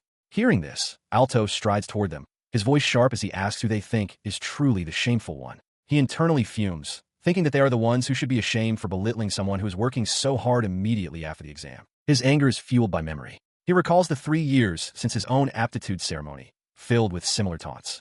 Yet, he never broke. He continued to train. He knows all too well the pain and incredible effort it takes not to give up. His gaze shifts back to the girl, who clenches her fist tightly in silent frustration. Seeing this, Alto approaches her. He asks if she's all right, commenting on the prevalence of arrogant nobles at the academy. Startled by his sudden appearance, she stammers out a thank you before formally introducing herself as Mia Knightley, a student of the Knight Academy. He brushes off her gratitude, saying he didn't do anything worth thanking him for. He then explains that he needs to see her true strength for himself, and asks if she has a specialty magic she can demonstrate. Mia mentions that her unique skill is her highest level ability. Intrigued, Alto eagerly asks to see it, and she agrees, requesting that he conjure a flame for her to use as a target. Alto agrees, declaring fireball as he summons a small orb of fire into his palm. In response, Mia raises her hand and chants, "Dispel Shot." A swirling vortex of dark energy erupts from her palm and strikes his spell. The fireball is instantly extinguished, vanishing without a trace. Alto can only stare, stunned, as he realizes his magic has simply disappeared. Alto stares in disbelief as the energy projectile vanishes without a trace. He exclaims that in all the books he's read on unique skills, he's never heard of anything like it. Charlotte explains that her skill is called Magic Resolver, a small bullet that pierces a skill's magic core to nullify it. Alto marvels at its incredible power. She admits, however, that she can't control it properly. The last shot was lucky. Usually, the waves of magic from multiple skills interfere with each other, causing her shots to miss. On a bad day, she can fire 100 times without a single hit. Hearing this, Alto has an idea. He reasons that if leveling up the skill isn't an option, then mastering its use is a separate challenge. He offers himself as a practice target, much to her surprise. He explains his own unique skill, recalling how he once struggled to control multiple skills at once, causing them to collide. Through practice, he learned to overcome it. His ability allows him to unconsciously fire projectiles with the exact same trajectory and power every single time, as demonstrated by 2 identical energy bolts he manifests. Now in a training yard, Alto tells her this setup will be perfect for practice. As a projectile zips past, Charlotte thanks him, feeling that this will help her get the hang of it.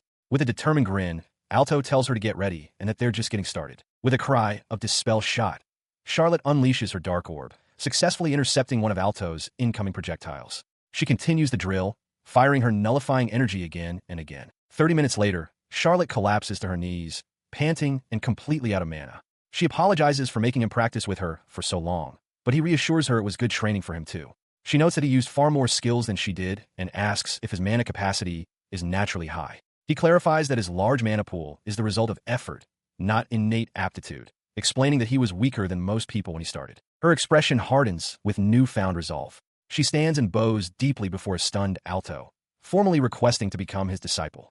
With determination in her eyes, she declares her desire to become strong, just like him. She continues, her voice filled with emotion, explaining that she's always been clumsy and last in her class at school, and even failed the previous exam.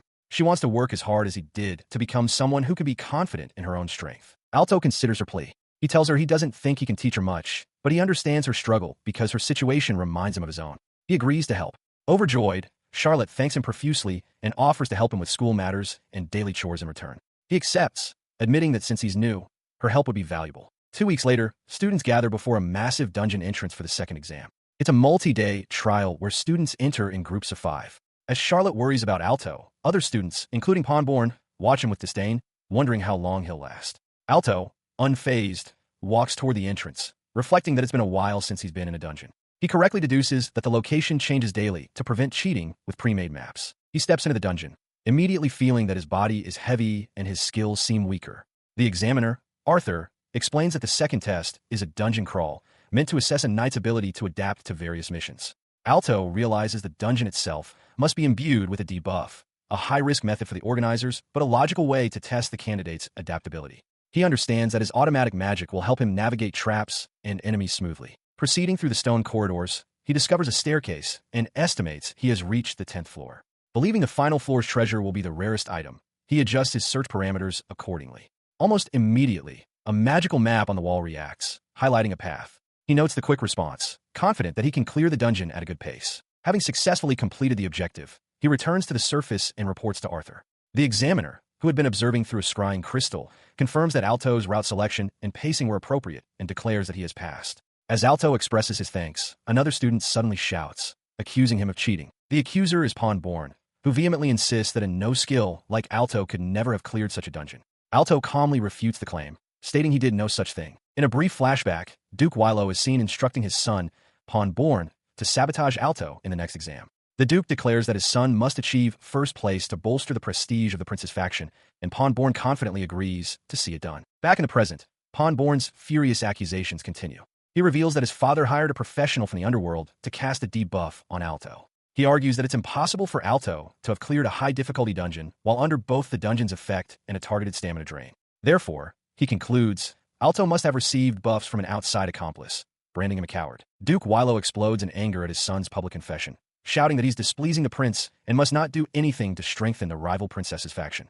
As Pawnborn stammers an apology, Arthur calmly interjects, asking what basis Pawnborn has for his claim that Alto was incapable of completing the task. Having found no suspicious activity during his remote observation, Arthur dismisses the accusation and announces the exam will continue, calling for the next participant, Mia Knightley. Pawnborn is left trembling in humiliation. Charlotte congratulates Alto, who wishes her luck.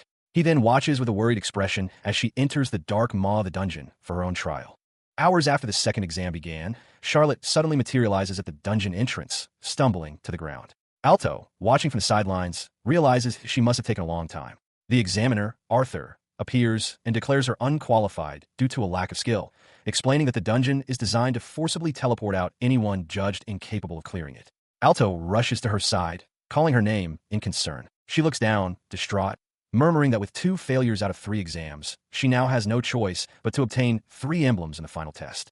Alto tries to reassure her, but she looks up with renewed determination, thanking him for his concern and declaring that she hasn't given up yet. Alto looks on, calling her by her alias Mia. After the second exam concludes, Arthur addresses the remaining candidates. He congratulates them and announces that the final exam, a 2-on-2 mock duel, will be held in 1 week. He explains the rules. A team loses when both members' protective barriers are broken. With a stern expression, he notes that many candidates with 0 emblems have already withdrawn from the selection. He continues, stating that the teams for the third exam will be formed from those present. The pairings will be announced the day before the matches, with opponents revealed on the day of. With that, he dismisses them. As the crowd disperses, Alto observes that the number of participants has been cut by more than half since the first exam. Charlotte adds that most of those remaining have 0 emblems, as passing the exams and earning emblems are separate achievements. Later, Alto asks if there's any precedent for someone without emblems to succeed. Charlotte confirms that there isn't, and that most people quit after failing the first 2 exams. Alto counters that if the possibility isn't zero, then giving up seems a waste, especially since she could potentially earn 3 emblems in the next test. He tells her that he's proud of her for staying, which brings a faint blush to her cheeks. Inspired, Charlotte practices her dispel shot skill. The bolt of energy narrowly misses its target. She notes that thanks to Alto's help, her accuracy has improved, though it's still not perfect. Alto observes her, thinking that while her close-range accuracy is better, it's still not enough against intermediate-level skills. Realizing that skill level affects accuracy, he resolves to continue helping her adjust her technique before the final exam. As they train, a stern voice interrupts them, asking what they are doing in this place. Alto turns to see an imposing nobleman wearing a court official's badge. Before he can react, a startled Charlotte looks at the man and whispers, "Father." The man, Earl Knightley, confirms he is her father and notes that she has failed the night exam twice. He asks if she still intends to continue. He coldly informs her that rumors are spreading through the court that the daughter of Earl Knightley is disgracing herself, despite having no talent for knighthood. Charlotte freezes, her face a mask of shock and despair. Before she can answer, Alto steps forward, telling the Earl to wait and defending Charlotte's efforts. The Earl turns his cold gaze on Alto, asking who he is. He scoffs at the idea that effort alone makes one a knight, declaring that results are everything. He states that her failures are now a stain on the entire family's name. Alto starts to protest, but the Earl cuts him off with a sharp gesture. He declares that nobles have their roles and duties to uphold. Stepping between the two youths, he commands Alto not to tarnish their family name any further. His words were a cold, final judgment. He declared that if she were to fail all of her exams, she, Mia, would be exiled. The threat hangs in the air, and Charlotte can only stare forward, her eyes wide with shock and disbelief. Her hand instinctively clutches the collar of her uniform, her world seeming to crumble around her as a few stray leaves drift down in the silence. On a bench, Charlotte sits with a downcast expression. Alto, beside her, tries to reassure her, suggesting she shouldn't take what Earl Knightley said to heart. She quietly replies that her father is always like that. She continues, explaining that no one expects anything from her due to her lack of magical talent, and that her father was even against her enrolling in the Knight Academy. Despite failing her exams repeatedly, she clenches her fist, declaring her resolve to keep trying. She wants to prove wrong her father, who once told her she could never become a knight. Alto affirms her determination with a supportive nod. Meanwhile, in a private chamber, Duke Wilo scolds Pawn Born, expressing his disappointment. He laments that Pawn has failed twice and that he had clearly underestimated Alto's resilience. Bowing low, Pawn apologizes profusely. The Duke sternly reminds him that the final exam is his last chance, and he must understand that there is no room for another failure. He vows that he will ensure success this time. Pawn asks for the specific strategy. The Duke reveals that the final exam is a team battle, and his plan is to pair Alto with the weakest student. To add insurance, he presents a small bottle, explaining it contains a special poison that can only be cured by a rare, specific antidote. With a sinister look, the Duke orders him to carry out the plan without fail, and Pawn acknowledges the command. Elsewhere, Alto and Charlotte walk together. She expresses her surprise and delight at being paired with him for the final exam. He agrees it was unexpected. She notes that since their opponents will be announced the next day, there's no use worrying now. Alto reassures her, saying he's happy to be her partner since they know each other's fighting styles. Charlotte beams, promising to do her best not to hold him back. As their conversation continues, Charlotte remarks that it's getting late and they should rest well for the exam. Just as Alto agrees, he hears someone call his name. He turns to see Pawn Born approaching them with an uncharacteristic smile. He stops before them, asking for a moment of Alto's time. Pawn claims he wanted to apologize for his past immature behavior, admitting he was simply jealous of Alto's superior talent. He suggests that since they might become fellow knights and colleagues, it would be best to resolve their differences. Alto is visibly taken aback by the sudden apology. To prove his sincerity, Pawn invites Alto to dinner at a popular restaurant, his treat.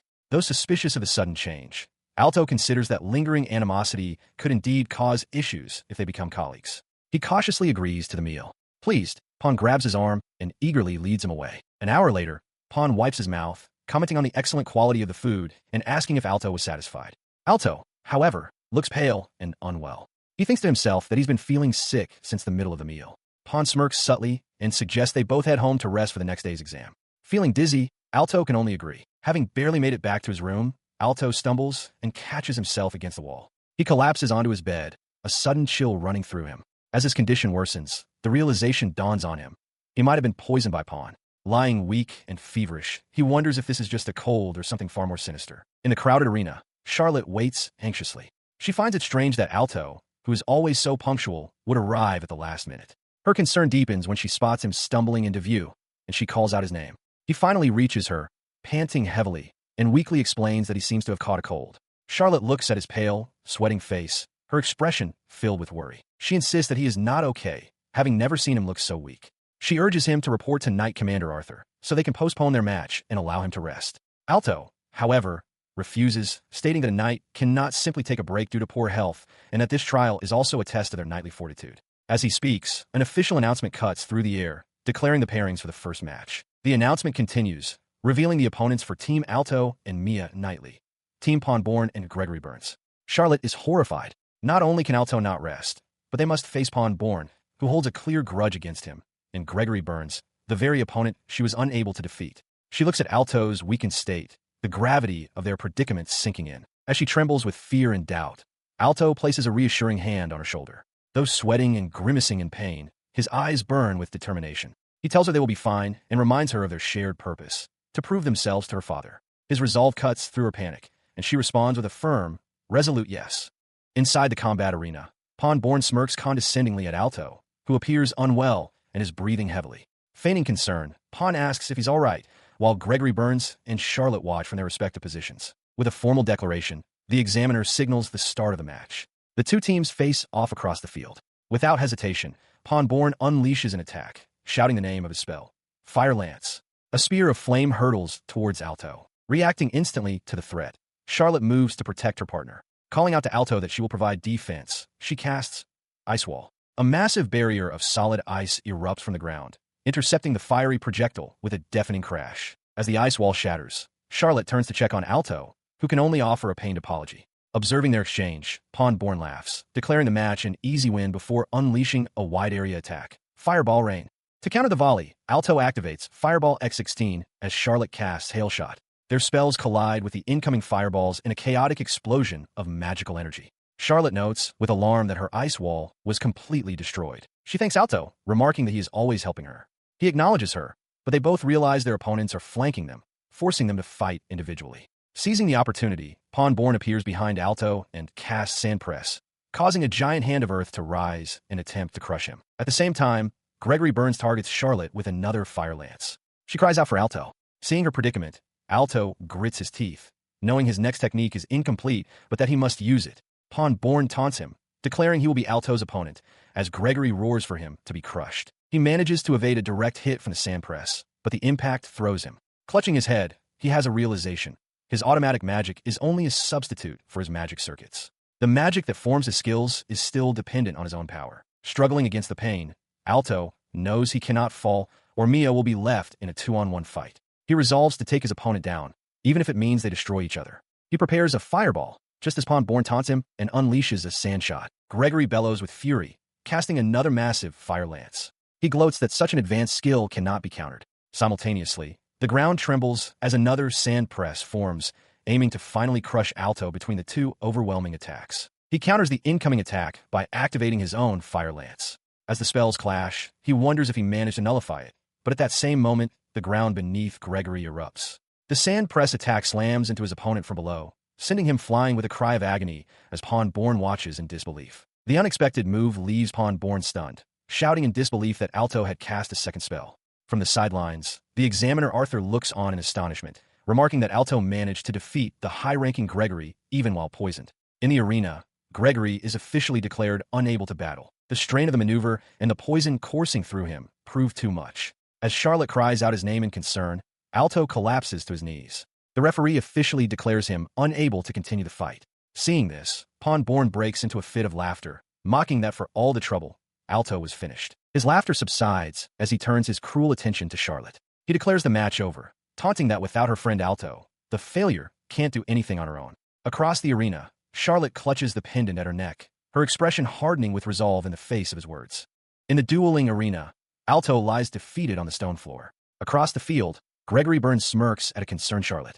He taunts her, revealing his plan was to first exhaust Alto's stamina, making it a simple matter for him to then take down Charlotte. He boasts that a failure like her is no match for him alone, simultaneously casting Ice Wall and Fire Lance. Charlotte notes with alarm that his power is even greater than before. Gregory presses his advantage, shouting that she can't win by only defending. He mocks her for not having earned a single emblem, declaring her efforts useless and reminding her that Alto's future as a knight is also on the line. With a wild laugh, Gregory dismisses her magic, mana, and skills as pitifully weak. He vows to teach her the vast difference in their class, unleashing a volley of multiple fire lances that streak towards her. The crowd gasps in shock. Charlotte is frozen in disbelief, realizing he has cast 5 intermediate-level spells at once. A wave of despair washes over her as she feels her own power is insufficient.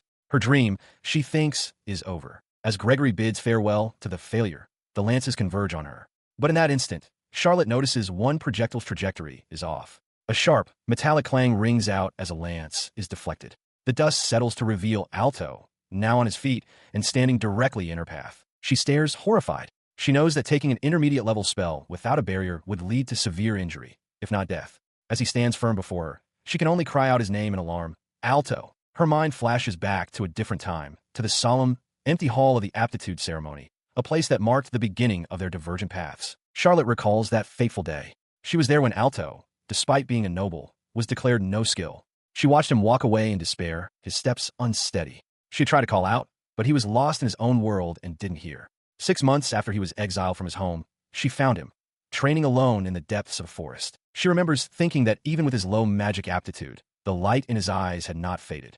His relentless effort, even when she herself was timid and worried about others' opinions, struck a chord within her. She watched him take on low-paying work, endure insults, and still diligently support his party members, all while continuing his own grueling training. In that moment, she realized she had come to admire him. This memory fuels her resolve. She, who had a more blessed environment than him, had no excuse not to try. Inspired by his courage, she began her own training, pushing herself desperately to catch up. That effort earned her a place at the Royal Knight Academy.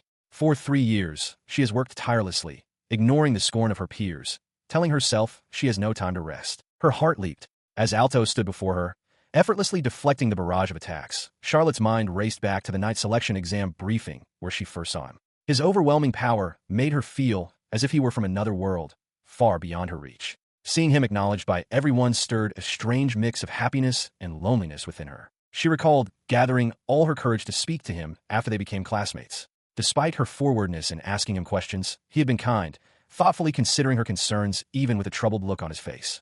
It was his presence at the center of her heart that allowed her to always face forward, to get back up no matter what, to never be broken. With this conviction solidifying in her mind, she knew what she had to do. It was now her turn to save him.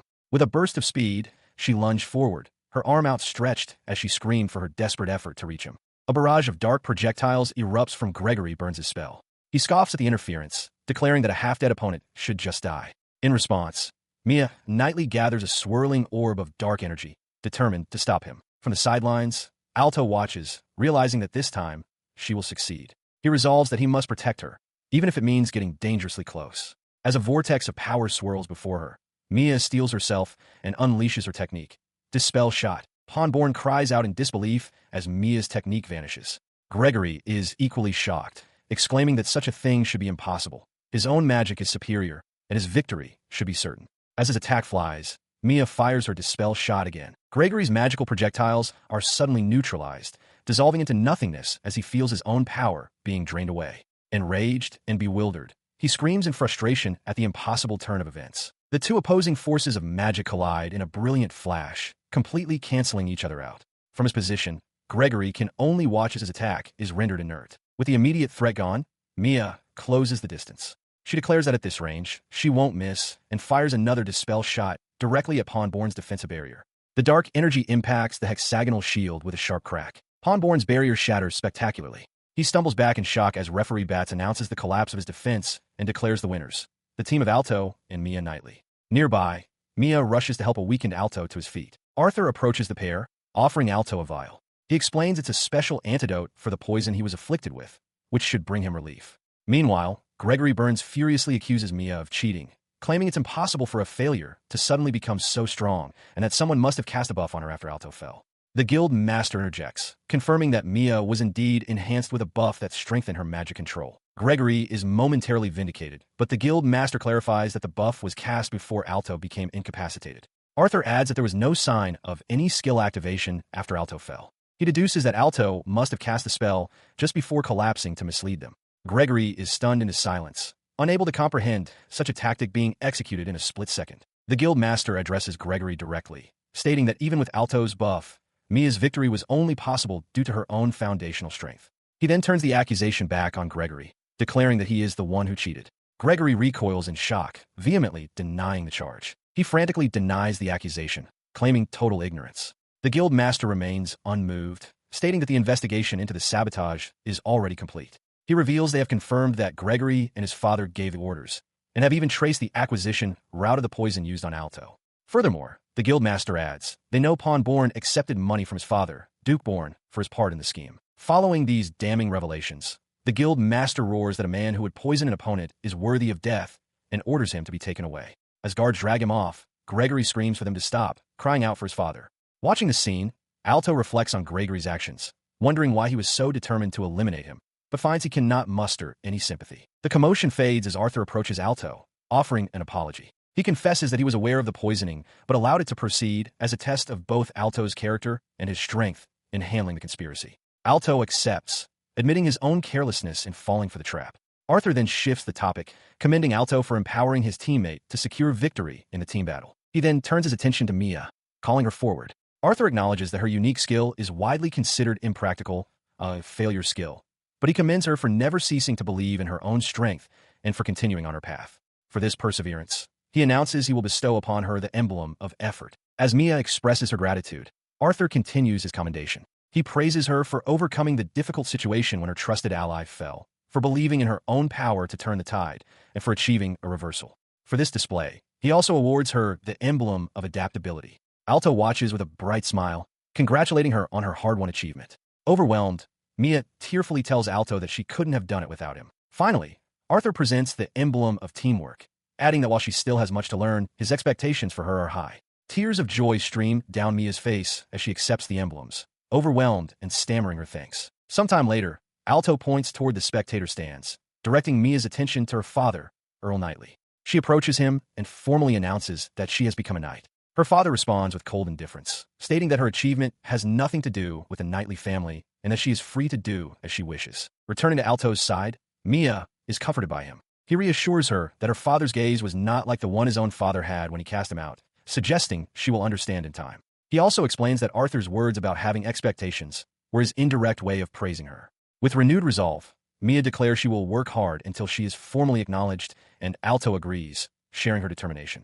Standing before the Grand Academy building, Lily expresses her delight to Alto, exclaiming how happy she is that they've been assigned to the same unit. Alto, surprised, agrees, noting that it's unusual for new knights to be placed together like this. Their new commander, Arthur, clarifies that this is a special case. They are being assigned to the newly established 7th Royal Guard, a unit directly under the princess's command. He is Arthur, the youngest commander in history, a prodigy. Hearing this, Lily is startled, realizing she too has been placed in such an elite squad. As Lily beams with happiness, Alto takes the opportunity to introduce her to Mia, a fellow recruit who passed the exam alongside him. Lily formally introduces herself, and Mia replies that she already knows of her. Lily seems flustered, realizing that Mia, as a new recruit, is technically her junior. Mia enthusiastically grasps Lily's hand, expressing her excitement to work together. Lily is momentarily starstruck by Mia's dazzling presence, surprised she hadn't heard about Alto's childhood friend before. As they speak, a new figure approaches, asking if they're the new recruits. The man introduces himself as Count Frankie Guilford, a member of the 7th Royal Guard. Alto, in turn, introduces himself as a new member. Frankie notes Alto's age, establishing his seniority. Lily also offers a polite introduction. His eyes fall on Alto's distinct uniform, identifying him as the year's top graduate. With a condescending air, Frankie remarks that it's unusual for the head of a noble house to be a knight. He then declares his intention to test Alto, to see if he is truly worthy of being in what he calls Arthur's squad. He challenges Alto to a mock battle to show him the power of a real knight. Alto sighs, resigned to the confrontation. Frankie lays out the terms, a traditional one-hit duel. The first whose defensive barrier is damaged, even slightly, will lose. Alto calmly accepts. Without warning, Frankie lunges forward, declaring he'll end it quickly. He unleashes a powerful spell, Dragon Press.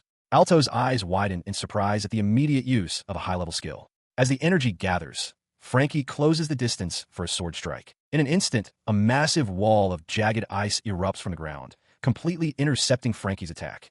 The Count stares in utter disbelief. He questions how it's possible, realizing that Alto's reaction was somehow faster than his own attack, and that his spell was completely blocked. Frankie realizes his Fire Lance was countered by Alto's Hail Shot, a supposedly weaker spell that not only stopped his attack, but pierced his own barrier.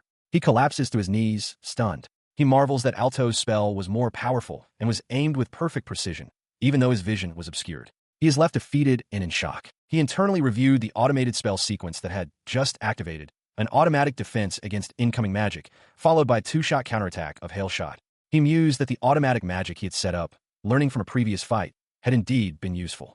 As the defeated Frankie Guilford staggered, muttering in disbelief, the squad's commander, Arthur, approached. He asked what had just transpired, then correctly surmised that Guilford had been attempting to give the newcomer a harsh baptism. Dismissing the incident, he simply said it was fine. He then formally addressed the new recruits. He introduced himself as Arthur, the commander of the 7th Royal Guard and their superior officer from this day forward. With a glance at the disgruntled Guilford, he dryly noted that the greetings appeared to be concluded. He then announced that they were heading to work immediately and that their first task was to meet with their own superior. With a final, authoritative command, he ordered them all to follow. Inside the royal palace, Alto walks down a grand, column-lined hallway, a sense of familiarity washing over him. He feels as though he has walked this path once before. As he approaches a set of large double doors, 2 guards swing them open, revealing Knight Commander Arthur waiting inside, who glances over at his arrival. Upon entering the chamber, he is greeted by an exuberant Princess Charlotte, who calls his name with delight. She rushes to him, congratulating him on officially becoming a knight that day. With a bright smile, she firmly grasps both of his hands, a gesture that stuns Lily and the other new knights observing nearby. He stammers a thank you, flustered by her forwardness, acknowledging that her recommendation was what made his dream possible. As his comrades chide him for his lack of formality with the princess, Charlotte quickly intervenes. She dismisses their concerns, declaring that Alto is the man who saved her life. In the face of that fact, differences in social status are insignificant. Knight Commander Arthur steps forward, interrupting the moment to state that it is time to get to the main topic. Charlotte agrees and begins her explanation. She informs the group that the 7th Guard unit has been newly established as her own personal direct command force. She continues, revealing the gravity of the situation. A battle for the throne is brewing. The position of crown heir is undecided, with 2 candidates in contention. Herself, the king's firstborn child, and her younger half-brother, Richard. A diagram clarifies the royal lineage, showing Charlotte as the daughter of the queen consort and Richard as the son of a mistress. Causing Alto to realize the succession is a deeply complicated affair. The princess explains that while the king favors her as his successor, the court's most powerful figure, Duke Wilo, is backing her brother. Alto recognizes the Duke as the man he previously saw speaking with Pawnborn. Charlotte warns that the Duke is a ruthless man who will stop at nothing, and that he will likely try to have her killed. It was for this reason, to secure her own protection, that she established this new unit. She declares her firm intention to make a significant move towards securing the throne, refusing to stand by while a man like Duke Wilo gains control of the nation. Knight Commander Arthur then adds that the existing 3rd Guard unit is insufficient for the challenges ahead. He explains that a more flexible and responsive force was deemed necessary, which led to the formation of her direct command unit. Standing at attention, the new members of the unit are told that, with the exception of the rookies, everyone is aware of the stakes. They are about to undertake an important mission that will directly influence the future of the entire country. Arthur then clarifies his selection criteria. While skill was essential, the most crucial factor was choosing individuals free from Duke Wilo's influence.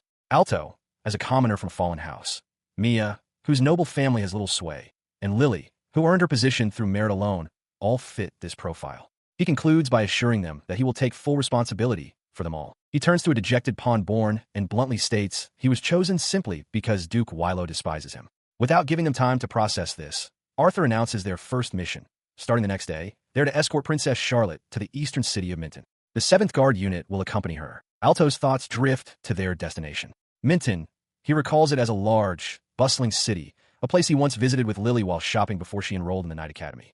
He remembers it being very prosperous. The gravity of their mission is made clear as Princess Charlotte explains her objective: to secure an alliance with the Duke of Minton, one of the most influential nobles in the country. She confesses that without his support, she will be left with no allies at all. As the unit stands assembled in the courtyard, Duke Wilo approaches Knight Commander Arthur with a wide, insincere smile. He offers congratulations on Arthur's promotion to commander of the princess's personal guard. Arthur, however, remains guarded, questioning the Duke's sudden appearance. His attention is then pulled away by another figure, the head of the Wellesley family.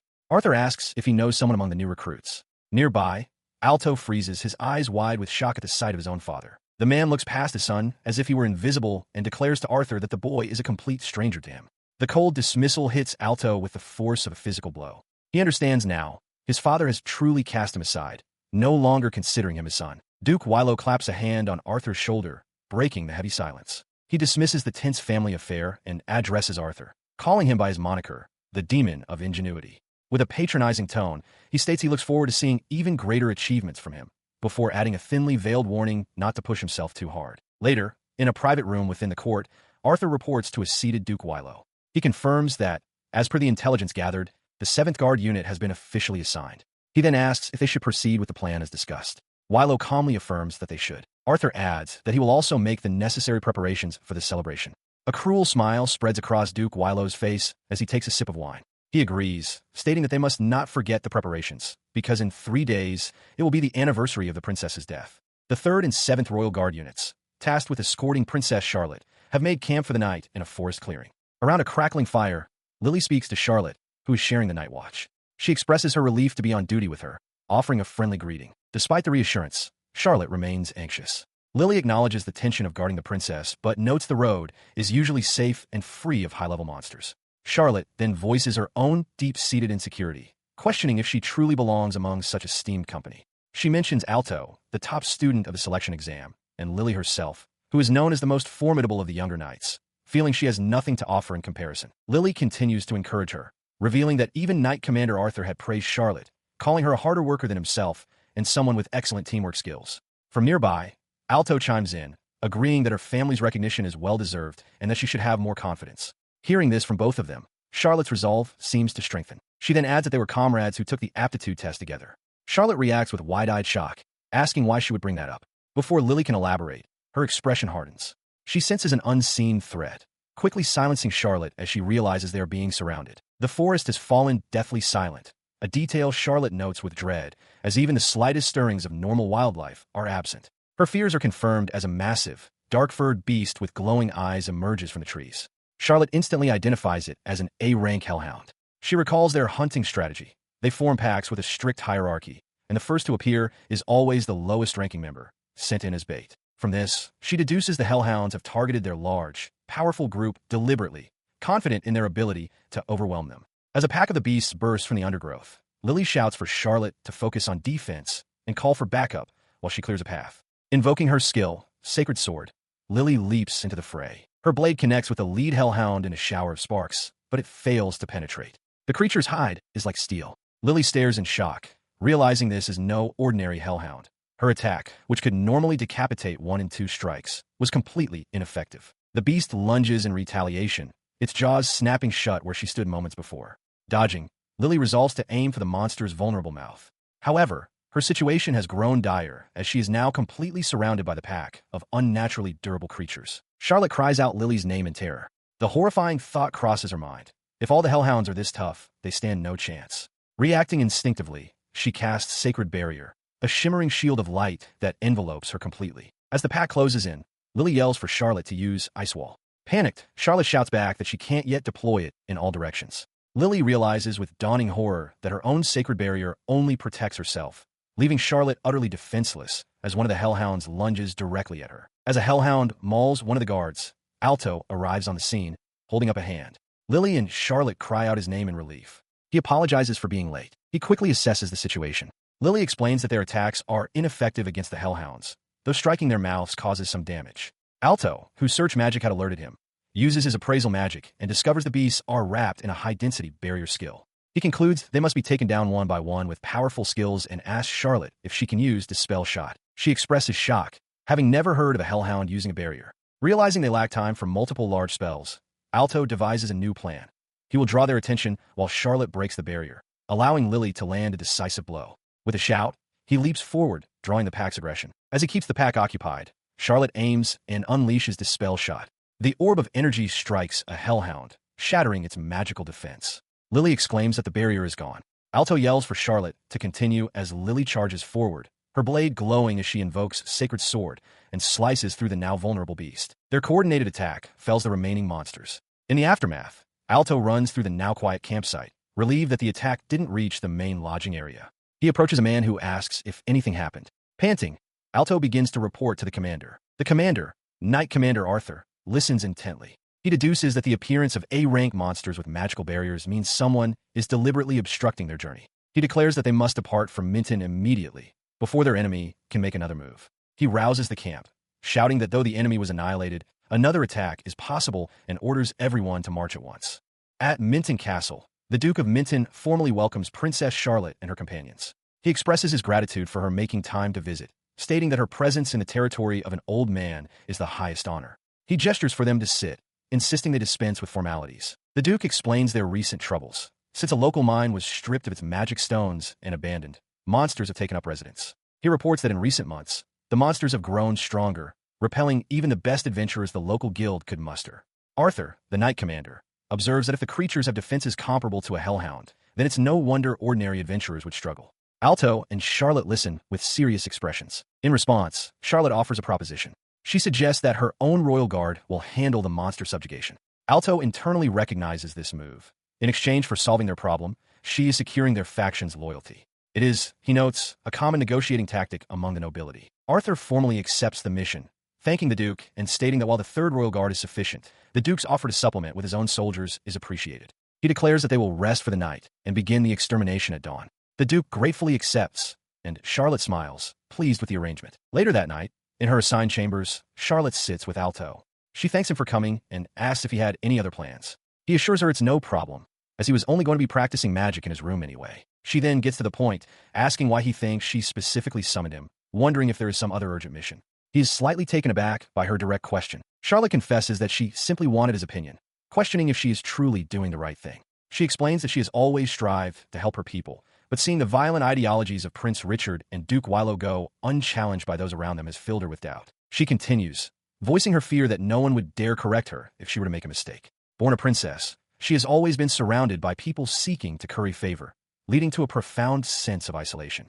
As she speaks, Alto realizes that he, too, may have been keeping his distance because of her title. With tears in her eyes, she looks at him and asks directly, "Do you think I should inherit the throne?" He processes the immense weight of her question.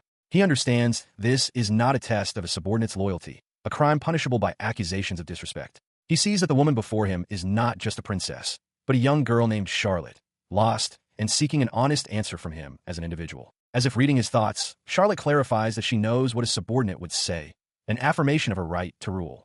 But she is asking him, Alto, who is educated as the heir to a marquisate, for a more informed answer. The moment hangs in the air, her question demanding not fealty, but truth. Alto's expression hardens with resolve. He begins by acknowledging the formal truth, that positions and titles are replaceable, noting that even a king can be succeeded in a matter of years.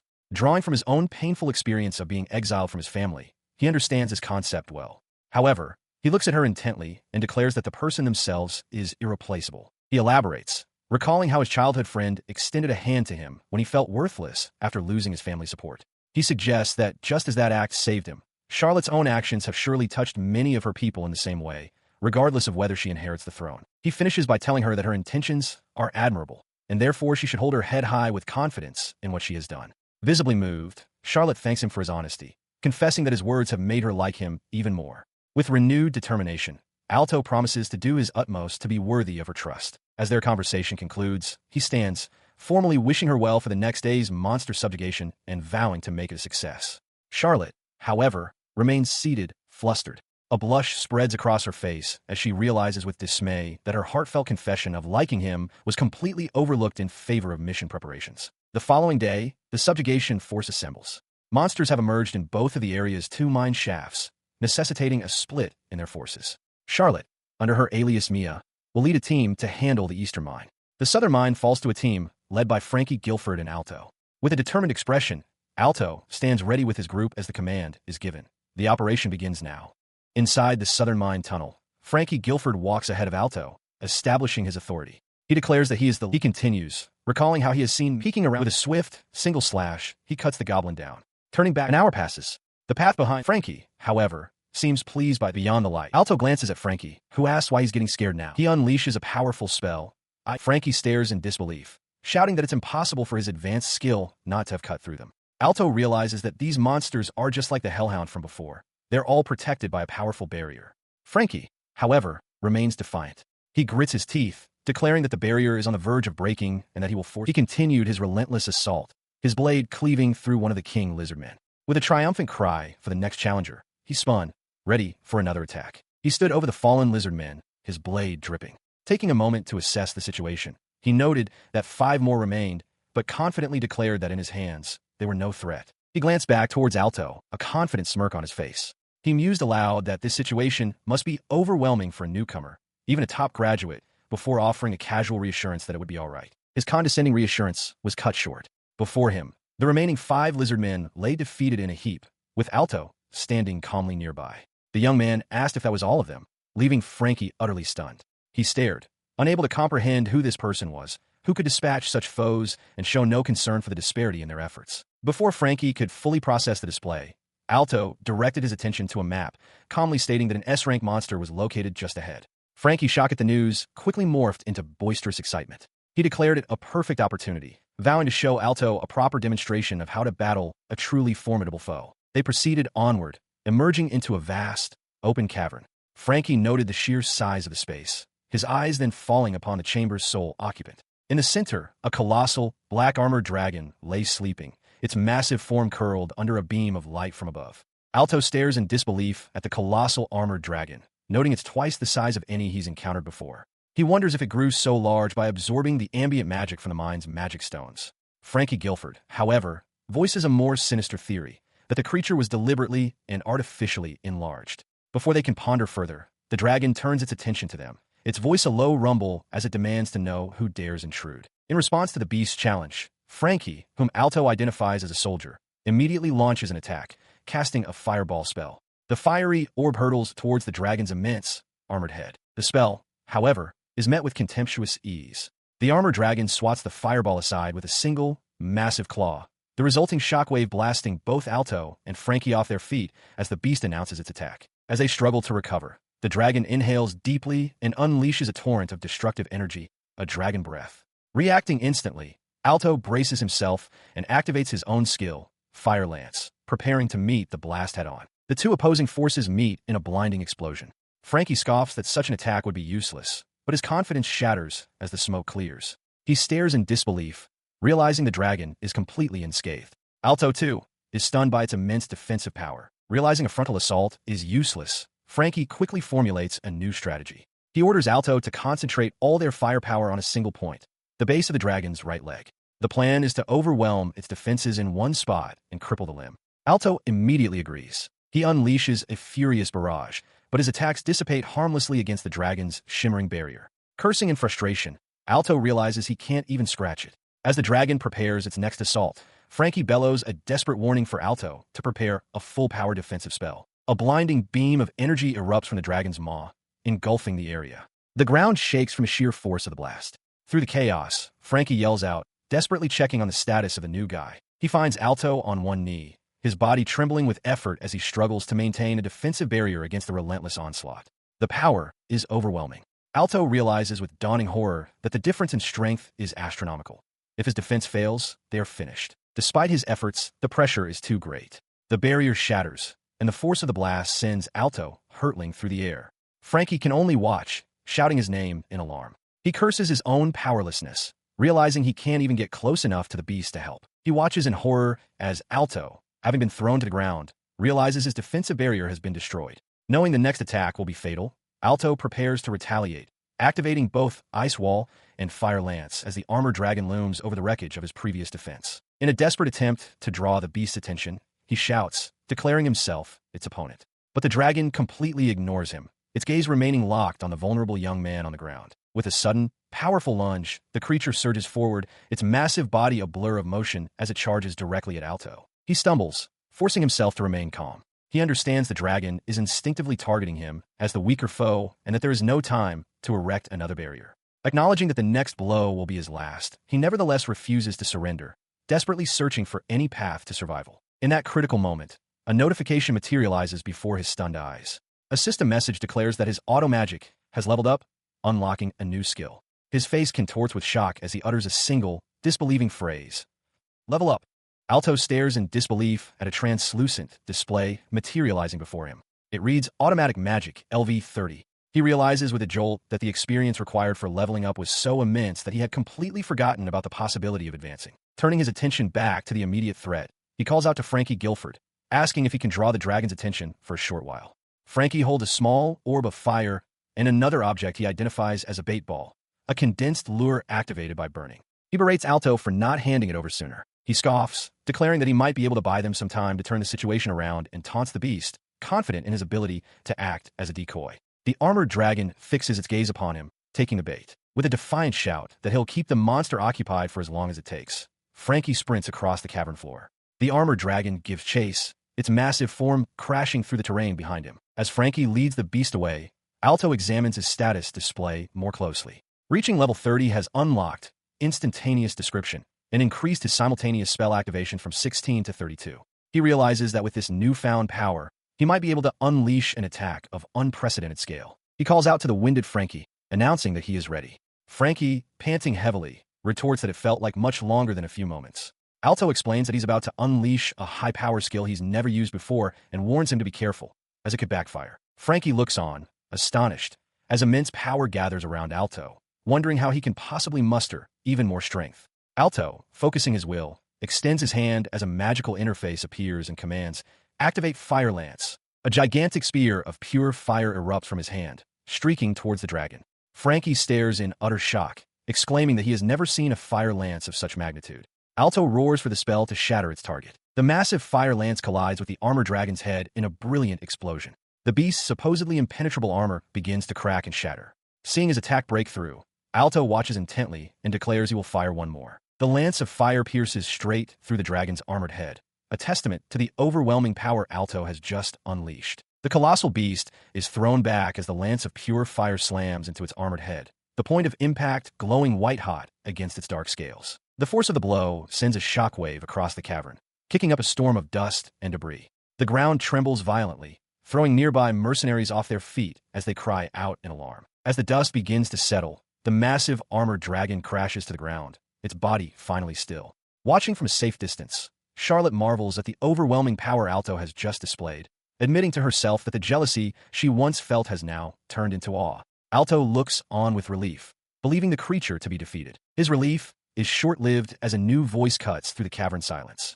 Frankie Guilford, sword in hand, furiously demands to know why the dragon was defeated, screaming that his men were hired simply to look after the monsters. As Alto prepares another spell, one of the mercenaries, Doug, shouts a warning. Fireball. The warning comes a moment too late. A blast of magic streaks past the group, causing Frankie and his men to cry out in shock and terror as the spell narrowly misses them. The fireball impacts a newly formed wall of ice, its magic neutralized. Frankie turns his attention to Alto and Charlotte, demanding to know who they are. One of his men, Doug, recognizes Alto from their past, shocked to see him in such a place. Frankie notices the reaction and asks if they are acquaintances. He grabs Doug by his collar, demanding answers. The terrified mercenary pleads for help, claiming he knows nothing.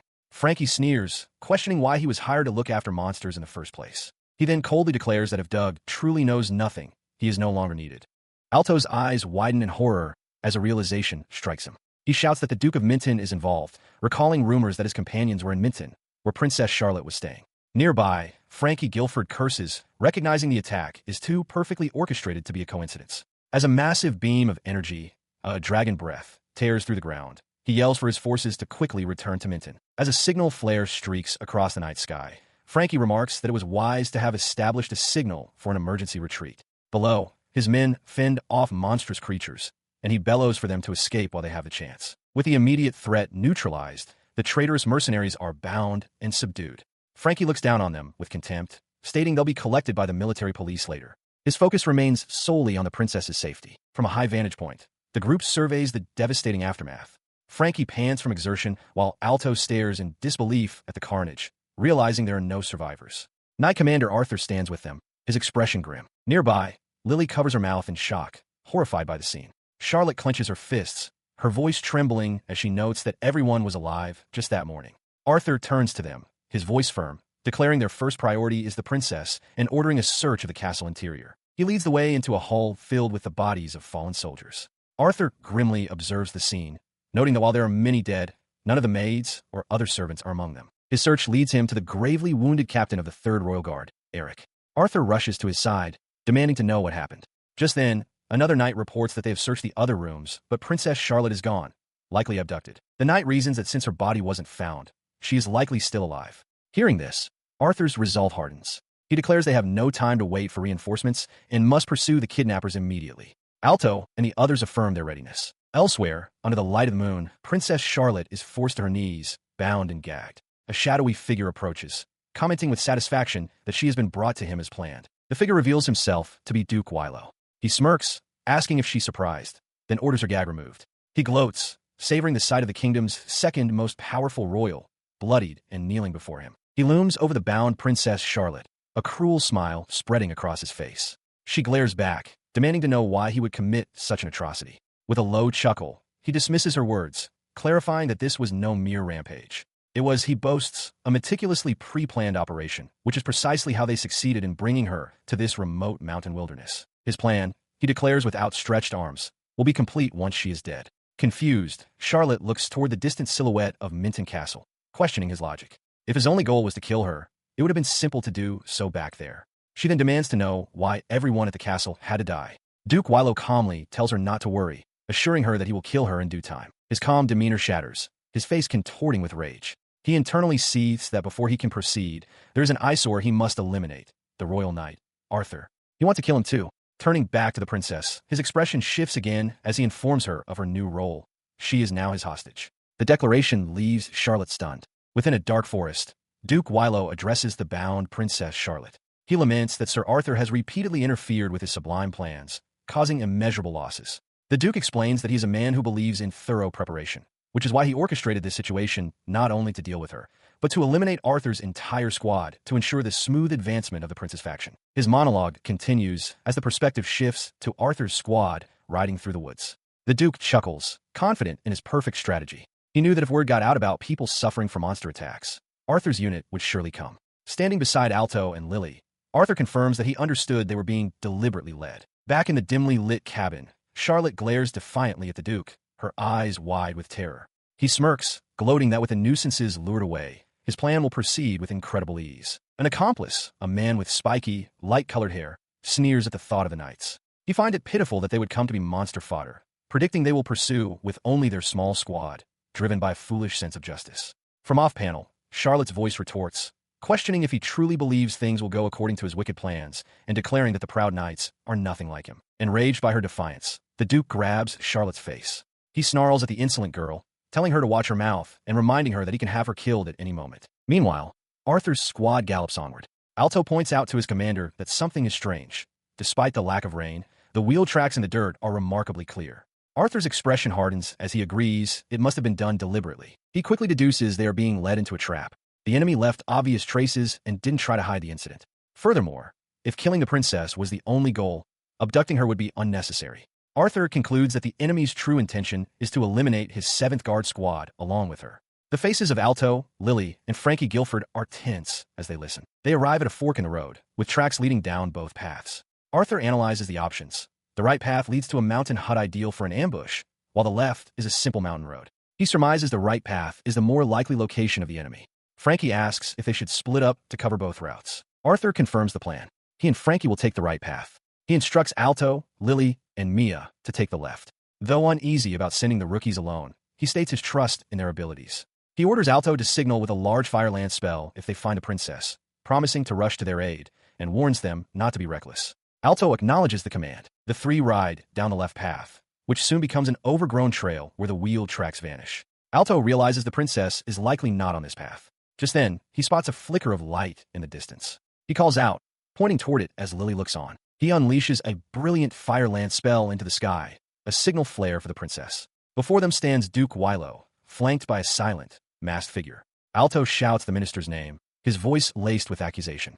The Duke, however, remains unfazed, remarking that it matters little whether he deals with Arthur's squad or Alto's group first, as he had planned to eliminate both all along. In response to his brazen admission, Charlotte steps forward, demanding to know if he understands the gravity of his actions. She declares that what he is doing in the presence of the princess is high treason. Wilo merely scoffs at the term, a cruel smirk spreading across his face as he informs them that since they will not be leaving alive, there will be no one left to prove his crimes. As Wilo speaks, his masked accomplice acts. The figure draws a blade and slices their own palm, letting blood drip to the ground. Instantly, a complex magic circle flares to life beneath them. Realizing a powerful ritual is underway, Alto desperately begins an incantation for a fireball, knowing he won't be fast enough to disrupt the summoning. His fear becomes reality as a tremendous force erupts from the ground, blasting dirt and energy upwards. Alto and Charlotte recoil in shock, their eyes wide with disbelief at the sight. From behind the emerging skeletal form, Duke Wilo chuckles with satisfaction, admiring the splendid result of the ritual. The creature is fully revealed. The great dragon skull dead, a colossal undead skeleton of a dragon, towers over the clearing. It announces itself as Wilo's servant. With a gesture of pure malice, Duke Wilo points towards Alto's party and bellows a single command to his new minion. Kill them. The colossal skeletal dragon, Skull Dead, lets out a deafening roar as its power surges. Its form glows with the activation of both physical and magical enhancements as it prepares a fire lance attack. The sheer force of its power-up shatters the ground. Alto and Charlotte are thrown back by the shockwave. He grits his teeth, realizing that even his most powerful attack barely phases the creature. He notes, however, that it seems to be flightless and prepares another fire lance. Despite his resolve, the dragon's counterattack is overwhelming. A blast of force smashes into the ground as Alto realizes his attacks are completely ineffective. Nearby, Duke Wilo laughs maniacally, boasting that he specifically raised this beast to be strong enough to endure attacks even from Knight Commander Arthur. Wilo turns his attention from the beast to the young heroes. He mockingly asks if the monsters they've fought recently seemed unusually tough, revealing that their battles, along with the help of the adventurer Larso and the fool Doug, were all part of his plan to perfect this ultimate monster. The group reacts with stunned disbelief. The Duke's gloating continues. He explains that the key was the legendary S-rank dragon zombie from the mine, which was sealed by a powerful barrier. By analyzing the remnants of that ancient magic, he succeeded in creating the hardest dragon. The horrifying realization dawns on Alto. Duke Wilo was the mastermind behind the mine incident as well. Wilo scoffs, dismissing the creature from the mine as a mere half-finished failure, warning them not to put it in the same category as his current masterpiece. Alto stares, horrified, as he recalls the form of that other muscular, skeletal beast. Refusing to give up, Charlotte unleashes a dispel shot, a blast of dark energy that momentarily causes the dragon's defensive barrier to flicker. Seeing the opening, Alto shouts for Lily to attack. She surges forward, her blade glowing as she strikes with her holy sword technique. Their combined assault strikes the beast, but remains completely unharmed. Lily and Charlotte stare in disbelief. Duke Wilo erupts in laughter, mocking their carelessness. He explains that this barrier is not a separate spell, but is completely fused with the creature's very tissues, making any attempt to dispel it utterly futile. With his victory seemingly assured, Wilo's expression turns cold. He declares that he has gathered enough excellent research data and that it is time to conclude matters. He commands his creation, the great dragon Skull Dead, to deliver the finishing blow, and a colossal sphere of destructive energy begins to form before its jaws. As the sphere of annihilation grows, Alto desperately screams for everyone to evade the incoming dragon press. He casts Ice Wall, but the intense heat radiating from the attack causes its area of effect to expand far beyond his expectations. He realizes with horror that they cannot possibly escape its range. As the inescapable attack descends, a wave of force slams into Lily, throwing her back. Alto and Charlotte cry out her name in alarm. He rushes to their side, asking if they're all right. Lily, though shaken, confirms she's okay. Her mind, ever practical, immediately searches for a solution, suggesting there must be a more efficient method. She recalls that even the Hellhound and the Dragon Zombie had weak points that could be exploited for damage. Her words ignite a desperate realization in him. Skull Dead isn't completely invincible. If it were, Wilo wouldn't have bothered splitting his forces. But finding the weak point seems impossible. He considers using his automatic magic to bombard the creature and record the damage, but dismisses the idea in frustration. Writing such a complex script with precise syntax under this pressure, without his usual time for trial and error, feels hopeless. But as his hope dwindles, a thought cuts through his despair. He needs a new method, something different. Suddenly, he remembers a new skill he acquired: instantaneous description. Though he has never used it, he knows it is his only remaining chance. He shouts the command, activating instantaneous description. He dictates the parameters of a new spell: bombard the opponent's entire body with fireball, collect the damage data from every strike, and identify the single location that receives the most damage. As he speaks, a complex magical script materializes in the air before him. He commands the newly created text to execute weakness search. A barrage of 32 fireballs erupts, striking the dragon all over its massive frame. From afar, Duke Wilo scoffs, dismissing the attack as a mere massage. But the spell was not meant to do harm. It was a scan. The results flash before Alto, and he sees it clearly. The weak point is the base of the wing. With the target identified, he wastes no time. Alto activates Fire Lance, concentrating his power into a single, piercing spear of flame that hurtles directly toward the Skull Dead's vulnerable wing joint. On the battlefield, Alto lunges forward, driving his blade deep into the skeletal jaw of the great dragon Skull Dead. In the background, Princess Charlotte watches as the young man presses his attack against the colossal undead beast. He channels his power, unleashing a devastating final blow: Divine Sacred Sword, Ice Lance. A brilliant explosion of energy erupts from the dragon's skull, shattering bone and extinguishing its unholy light. As the beast collapses, Lily and Charlotte cry out in victory and relief. But the danger is not over. A furious Duke Wilo, now on his feet, snarls in frustration. He prepares to attack the fallen princess as dark orbs of energy begin to coalesce around Alto. Seeing the threat, Charlotte quickly fires an ice shot at the Duke, but he roars in defiance. Enraged, he summons a massive ice hand to crush her. Alto immediately rushes to her side, kneeling to check if she is alright. He asks if she has any injuries, reassuring her that she is safe now. Overwhelmed, Charlotte looks at him for a moment before throwing her arms around him in a tight, desperate hug, crying his name. His eyes widen in shock at the sudden embrace, a reaction mirrored by Lily and the other girl watching nearby. Charlotte thanks him profusely through her tears. Flustered, Alto worries that this might be seen as disrespectful, but then softens, telling her that all that matters is that she is unharmed. Later, under the quiet night sky, Charlotte confesses that she was the one who recommended him for the royal guard. She then shyly requests that when they are alone, he call her Charlotte. A moment of awkwardness passes before they both break into gentle laughter. Meanwhile, at the Wellesley estate, an aide reports to Alto's father that Duke Wilo has been arrested. The father is stunned to learn the Duke had hired forces and even prepared the great dragon Skulldead to eliminate the princess and Arthur, all in a bid for a minister's seat. He realizes with dread that the Skulldead is an S-rank monster he himself might not be able to defeat. The aide continues, noting that while Arthur is strong, he couldn't have broken through alone. He then reveals the crucial piece of information. The person who defeated the Skulldead is named Alto.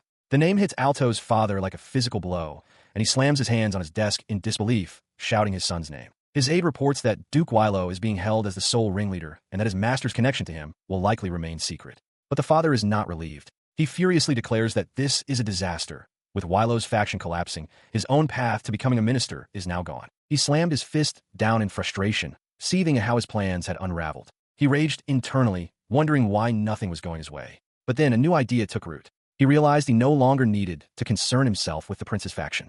A grim smile spread across his face as he considered that he now had the perfect new stepping stone for his ambitions. Several days later, in front of the royal palace, Knight Commander Arthur formally greeted Princess Charlotte upon her return. "Your Highness, welcome back," he said, his voice filled with relief. "We are overjoyed that you are safe." The princess, however, kept her head bowed, her voice heavy with guilt as she began to apologize for the loss of her escort. He gently told her to raise her head, acknowledging her sorrow over the third royal guard. Her survival, he explained, was the greatest tribute that could be paid to them. Arthur then informed her that the ones who defeated Skulldead and saved her were, in fact, new recruits. "This year's newcomers are exceptional," he remarked with a proud smile. "They did very well." Overwhelmed with emotion, tears welled in Charlotte's eyes. Later, Arthur addressed the young heroes directly, stating that if not for their intervention, he himself would have been killed by Duke Wilo. "This achievement is worthy of a medal," he declared. Alto agreed. The Knight Commander then instructed them to disperse and rest, as he was heading off to make his full report. Alto and his party acknowledged the command. As they walked away through a courtyard, Lily sighed with exhaustion.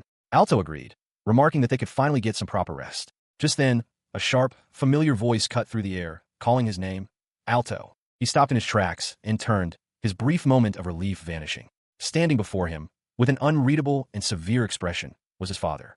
Outside a stately building, the head of Wellesley confronts his son, Alto. He remarks that Alto has overcome his hardships and become respectable, offering to permit his return to their proud family. Clenching his jaw, Alto furiously rejects the offer. He stands his ground, flanked by Lily and Charlotte, and declares that he now has companions he can trust. Therefore, he states, he no longer has any need to be a part of the Wellesley family. His father erupts in fury, shouting at him for the repeated disrespect. As Alto and his companions walk away, Lily notes that he seems to have finally severed ties with his family. Alto quietly confirms her observation. A few days later, in an opulent room, a new figure appears, Prince Richard, the older brother of Princess Charlotte.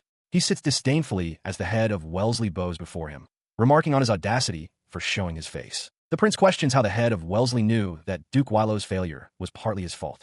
The nobleman explains that while he was the one who provided the great dragon Skulldead, it was Duke Wilo who failed the operation by underestimating the 7th Royal Guard strength. He acknowledges hearing that countermeasures were in place, but asks if the presence of a new knight was the deciding factor. He notes that this knight, Alto, was recommended by the princess herself. The prince recalls hearing that Alto not only thwarted the Bourne family's plot, but also led to Duke Wilo's downfall. Leaning forward, the prince states that the princess must not be killed. He dismisses the head of Wellesley's words as mere talk, reminding him of Alto's connection to the family. He then issues a command, "Prove your usefulness to me." The head of Wellesley bows deeply, accepting the order and promising to make preparations. Back at the Wellesley estate, the head of Wellesley discusses his plans with an aide. The aide warns that their actions could plunge the kingdom into chaos beyond their control. The nobleman dismisses the concern, stating that a little turmoil is necessary. He orders the aide to select individuals who can be controlled to act as a diversion and scatter the royal knights from the capital. The aide acknowledges the command and departs, wishing his master good fortune. Alone, the head of Wellesley sits at his desk, hand to his forehead, looking troubled. His aide pauses at the door, asking if something is wrong, but receives no immediate answer. After the door clicks shut, the head of Wellesley speaks to himself. He resolves that he must use the great sinner, Chimera. He concludes grimly that he, too, must prepare himself for what is to come. In a grim mining facility, prisoners are subjected to forced labor, toiling day and night to excavate magic stones from the cavern walls. Among them is Pawn Born, who is sentenced for his role in intentionally sabotaging the public knight selection exam. He strains under the weight of his labor, struggling to move a large rock with a pickaxe. As he works, another prisoner, Elarso, cries out in agony. He claims a wound on his leg has become infected, causing a burning, numbing sensation. Seeing him as a hindrance, other prisoners carry him off towards the infirmary. Later, in the infirmary, Elarso approaches Pawn Born, who is resting on a cot. Elarso taunts him, asking what happened and dismissing him as a mere underling of the Born family who can be easily disposed of. He demands that Pawn Born fetch a medicine. Pawn Born remains silent, prompting Elarso to look closer. He notices a brand on Pawn Born's neck, remarking on the severity of the crime it must represent. Elarso then reveals his own identical brand, explaining that this mark signifies one who has angered the royal family. He grimly states that while their sentences can be extended, they're never shortened, regardless of noble connections. The realization that his family's influence is useless here sends Pawn Born into a panic. He begins to rave, blaming his entire predicament on Alto, the commoner whose sudden appearance at the exam ruined his life. Hearing the name, Elarso's expression darkens with fury. He explodes, demanding confirmation that Pawn Born said Alto. Elarso reveals he was also brought down by that incompetent person, lamenting that he should have been receiving offers from the royal court. Despite his anger, he concedes that Alto's skill was genuine. He continues, admitting that the Alto he last saw was anything but incompetent. A dark smile spreads across his face as an idea forms. He leans in, telling Pawn Born that even for them, there are ways to get what they want. Meanwhile, elsewhere, Charlotte reflects on her life since the aptitude ceremony.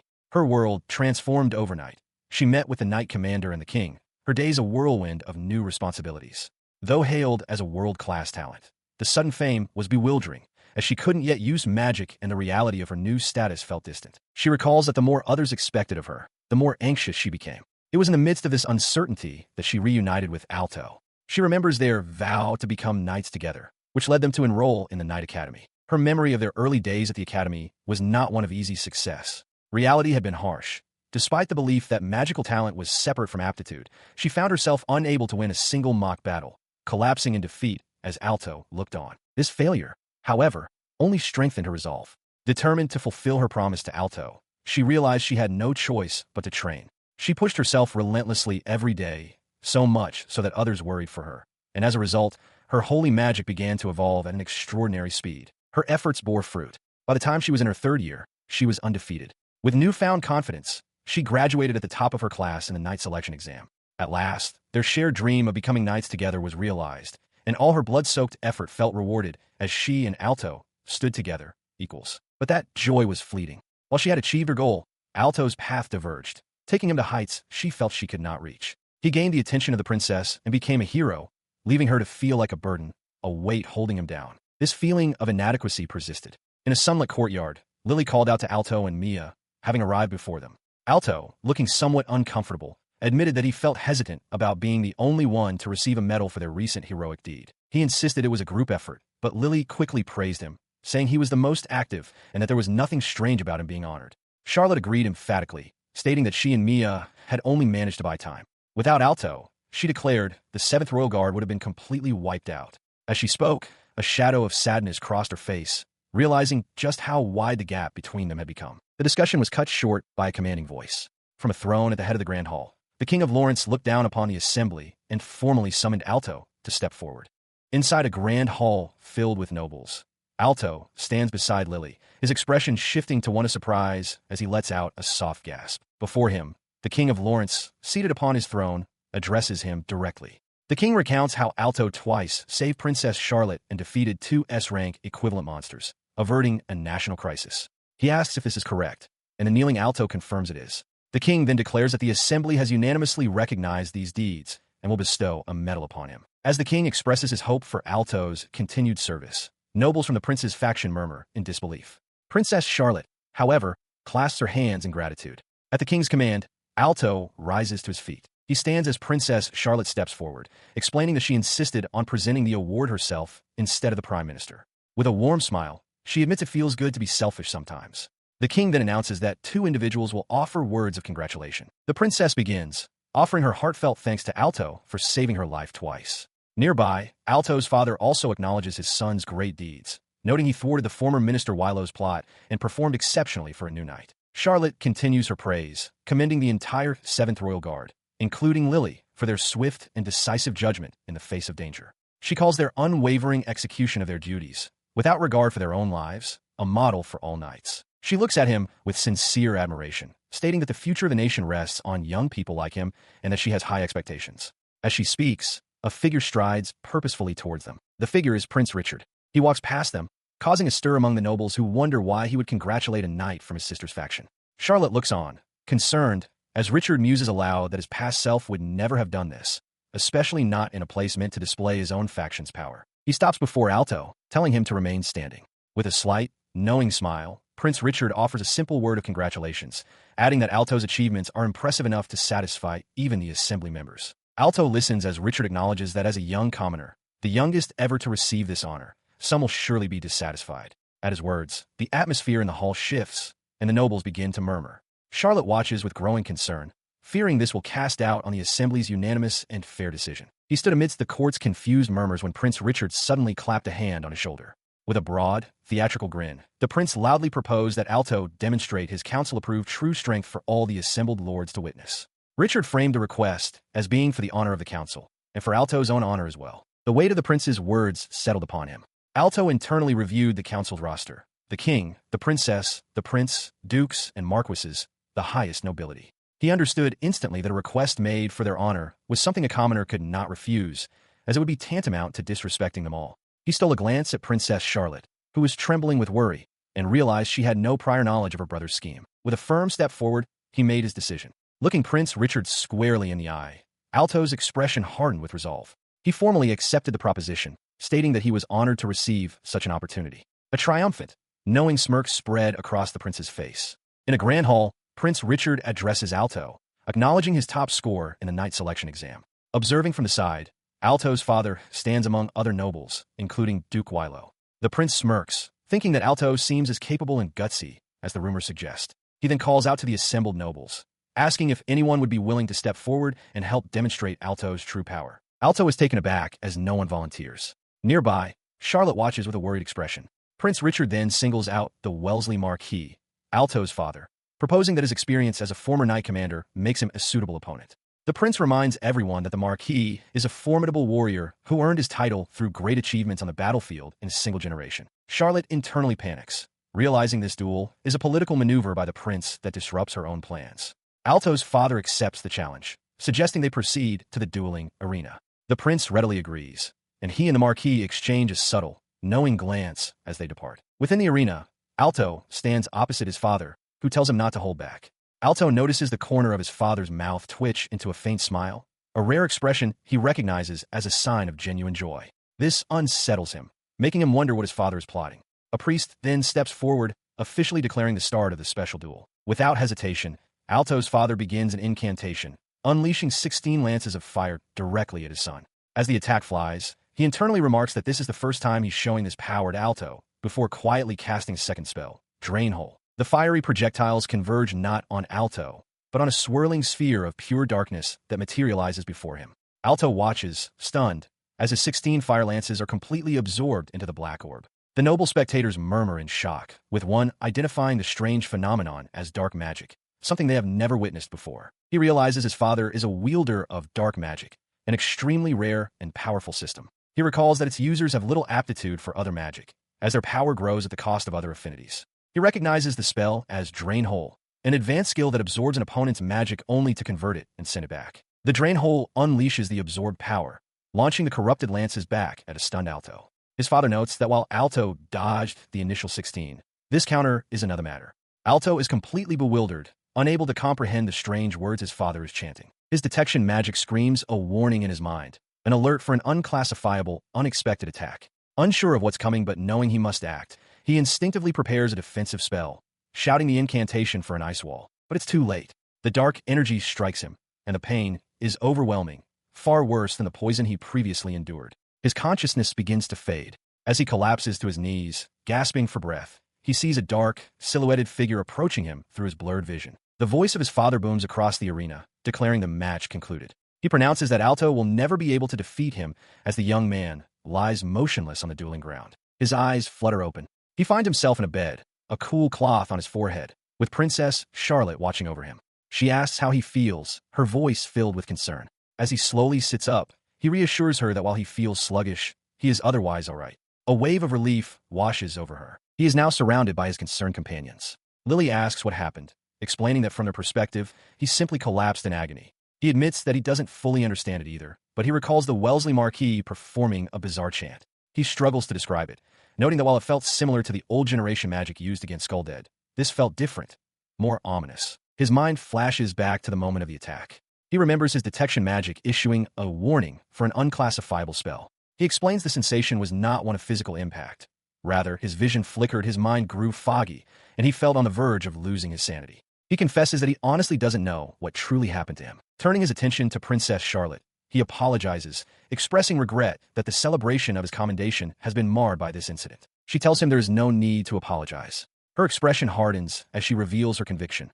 Her brother, Prince Richard, is somehow involved. She explains that Richard is pragmatic to a fault, avoiding any effort he deems unnecessary. For him to go out of his way to arrange this duel means he must have a specific motive, and she is certain he instructed his faction within the parliamentary committee to ensure the event happened. She continues, her voice firm, stating that if Richard were to become king, it would usher in a dark era, the very antithesis of the world she hopes to create. She asks if she can borrow their strength to stop this from happening. Without hesitation, Alto places a hand over his chest and pledges his full power to Princess Charlotte, vowing to help her realize her ideals. In the quiet of the forest, Charlotte finally finds Alto perched high in a tree and asks what he is doing. He explains he was just drawn to the tallest tree. Her curiosity piqued. She asks why, prompting him to recall a monster attack on their town from when they were children. He recounts how he had secretly snuck out of his house late that night to see the commotion. Worried he'd be seen and his father would find out, he climbed a tall tree to get a hidden vantage point. From that perch, a young Alto watched in awe as a lone knight stood against a massive horde of monsters. Returning to the present, he confesses to Charlotte that back then, he hated the studies his father forced upon him and had no interest in knighthood. However, watching that knight single-handedly protect the town ignited a rare passion within him. He admits that moment was the origin of his dream. Charlotte listens, understanding now what truly motivates him. With renewed conviction, Alto clenches his fist, stating that hearing her story made him realize it's now his turn to protect her and the people. Charlotte, looking down at him from the tree, seems moved by his declaration, though she notes he still lost his father. She apologizes for interrupting his thoughts, realizing he came here to reflect. Their moment is shattered by the arrival of Alarso and Pawnborn. Alarso mockingly congratulates himself on finding Alto so quickly, then sneers at the sight of Charlotte with him. Charlotte's eyes fix on a mark on their necks, realizing they are escaped convicts. She declares it a knight's duty to apprehend them and orders them back to the mines. As Alarso scoffs, the ground around Alto and Charlotte suddenly erupts with dark, thorny growths, ensnaring them in an instant. He brandishes a strange cube, boasting that they are far more capable than Alto thinks, having been chosen as part of a revolution.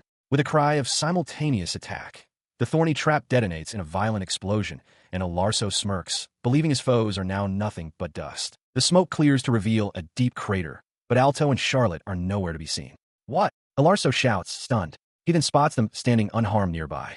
He furiously accuses Alto of using some trick, insisting he never possessed such an ability when they last fought. Alto ignores him, beginning the incantation for a fire lance. Alarso scoffs, recognizing the predictable attack. He reveals his cube is a tool made from plant monster seeds and dark magic, designed to absorb magic. However, Alto's eyes gleam with insight. He recognizes the dark magic and realizes this is a perfect chance to overcome his father's techniques. He decides to go all out, preparing an attack of overwhelming power without hesitation. He simultaneously activates Magic Buff 32 times and Fire Lance 32 times. Pawnborn looks on in disbelief, while Alarso scoffs, dismissing the move as a simple buff. Pawn, however, urges his partner to look closer, sensing something is terribly wrong. The sheer scale of the spell becomes terrifyingly clear. Charlotte gasps, realizing he's casting 32 lances at once, and can only imagine the resulting power. Alarso's arrogance evaporates into pure terror as he finally comprehends the magnitude of the magic hurtling toward him, letting out a desperate scream. The lances, glowing with the white-hot intensity of 32 buffs, converge on their target. The resulting explosion rips through the forest, shattering the dark magic cube into fragments. From the cover of the foliage, Alto confirms the escaped convict has been captured. Charlotte quietly agrees. The scene shifts to 4 months prior, in the frigid, northernmost region of the country. Here stands White Prison, a containment facility for important criminals. A man in a heavy, fur-lined coat, Alto's father, approaches the entrance. He dismisses his subordinate, stating he will proceed alone from this point. He walks through the cold, dark corridors of the prison, his footsteps the only sound. He stops before a barred cell, peering down into the oppressive darkness within. From the gloom, a figure is revealed, suspended by heavy chains from stock. Their body is completely obscured by a cascade of impossibly long, light-colored hair. Alto's father looks down at the prisoner. "It's been a while," he says, addressing the figure by name. Camila. The story of the mage Camila began with a search. Unable to find anyone who could comprehend her unique magic system, she sought a way to pass her knowledge to future generations, a quest observed by figures like the Knight Commander, Arthur. Her search led to a breakthrough, the development of illusion magic. However, the language of this new magic was understandable only to her, making it a power she alone could wield. As the years passed, Camila came to the grim realization that she would not be able to perfect her life's work before her death. In her desperation for resources, she offered her power to a massive criminal organization. They used her illusions to brainwash nobles and manipulate politics, leaving a trail of broken minds. Eventually, the kingdom intervened, dismantling the syndicate and sending its leadership to the executioner's block. But Camila was spared. 10 years have passed since she was imprisoned in the White Prison, her execution stayed by a court faction that saw value in her magic. Now, Arthur stands before her cell, demanding to know her true desire. He reasons that with her power, wealth would have been trivial, and that joining the criminals was merely a shortcut to a different, greater ambition. From behind a veil of her own hair, she reveals her singular goal, to create and understand her. She explains that because she developed her magic alone, no one else could ever comprehend it. To prevent it from dying with her, she must create a successor. Arthur presses for details, asking what she means by create. Her answer is chilling. She reveals that her initial attempts to create a new human with magic had failed. Her current method, she explains, is to take an existing person's mind and rebuild it, transforming them into someone new. Arthur recoils in horror at the God-defying proposition. He demands to know what she requires to achieve such a feat. Her reply is simple: the opportunity to observe every facet of humanity. She elaborates that the criminal organization provided the perfect environment for her research. They gave her countless opportunities to observe in human situations, to study the psychology of both the killer and the killed. She sought to understand the precise path from hope to despair and to identify the very boundary where sanity breaks. Arthur considers this, then asks about her next steps, noting her work is incomplete. Camila confirms that 10 years of thought experiments have brought her closer, but she is not finished. To perfect her method, she requires thousands, even tens of thousands of human subjects. She acknowledges that most would be driven mad, a result that would lead to her immediate execution. He asks why she would reveal such a dangerous plan to him. Camila's implication is clear. He can provide what she needs. Arthur then makes his offer. If she cooperates with him, the very king of the nation will be replaced. This would elevate Arthur to a position of immense power, giving him the authority to make use of the kingdom's undesirables, prisoners and slum dwellers, as subjects for her work. Seeing the distrust on her face, he concedes that providing so many lives would normally be impossible. He reveals his faction's plan to stage a coup, for which they need to disperse the Royal Knight's forces by releasing certain criminals. He lays the risk bare. It is a treacherous strategy where one misstep would mean his complete ruin. He has made his offer. The choice is now hers. He stared down, his expression hardening with resolve. He was prepared for the consequences of his proposal.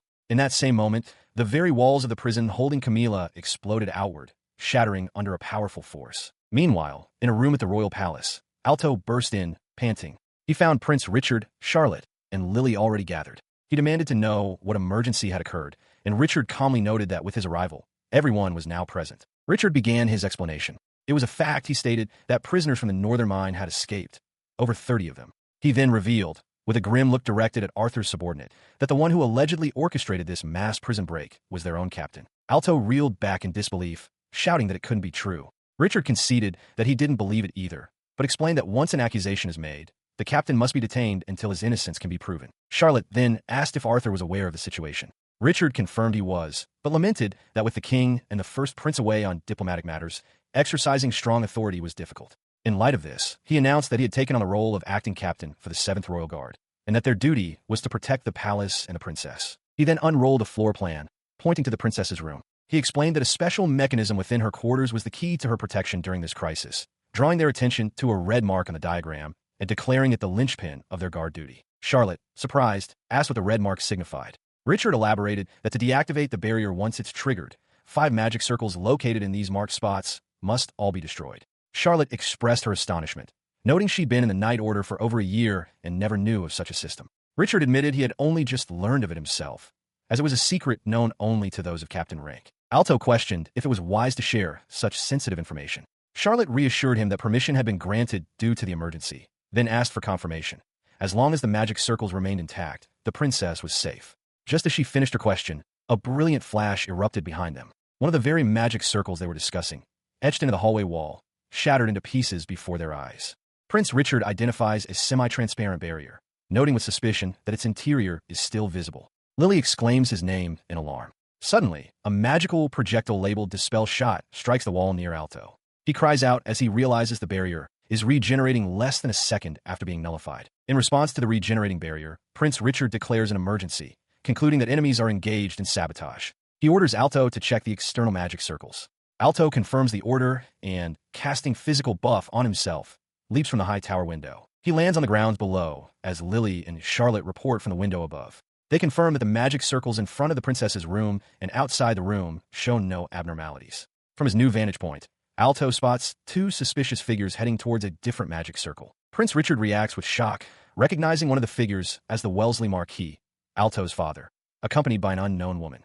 Alto cuts him off, urging Lily and the prince to focus on defeating the enemy. He lays out his plan.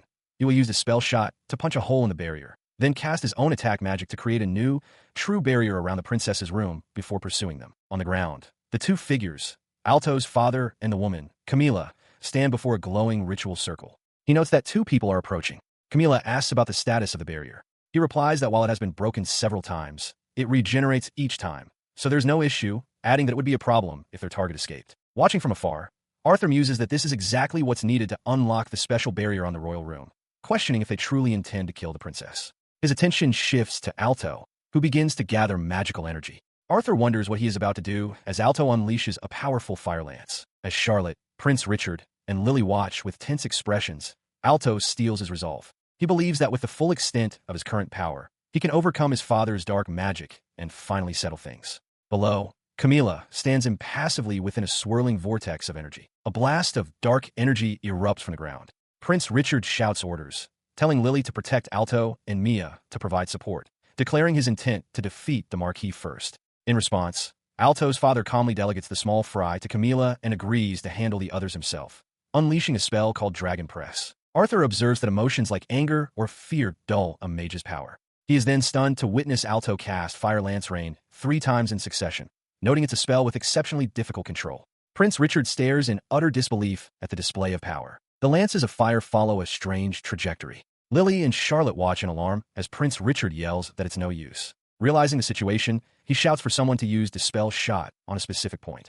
The volley of fire lances converges, about to clash head-on with the dark energy of the Dragon Press in a massive explosion. His complex Fire Lance Rain spell, which he had painstakingly controlled, was effortlessly neutralized. Alto collapsed to the ground, stunned.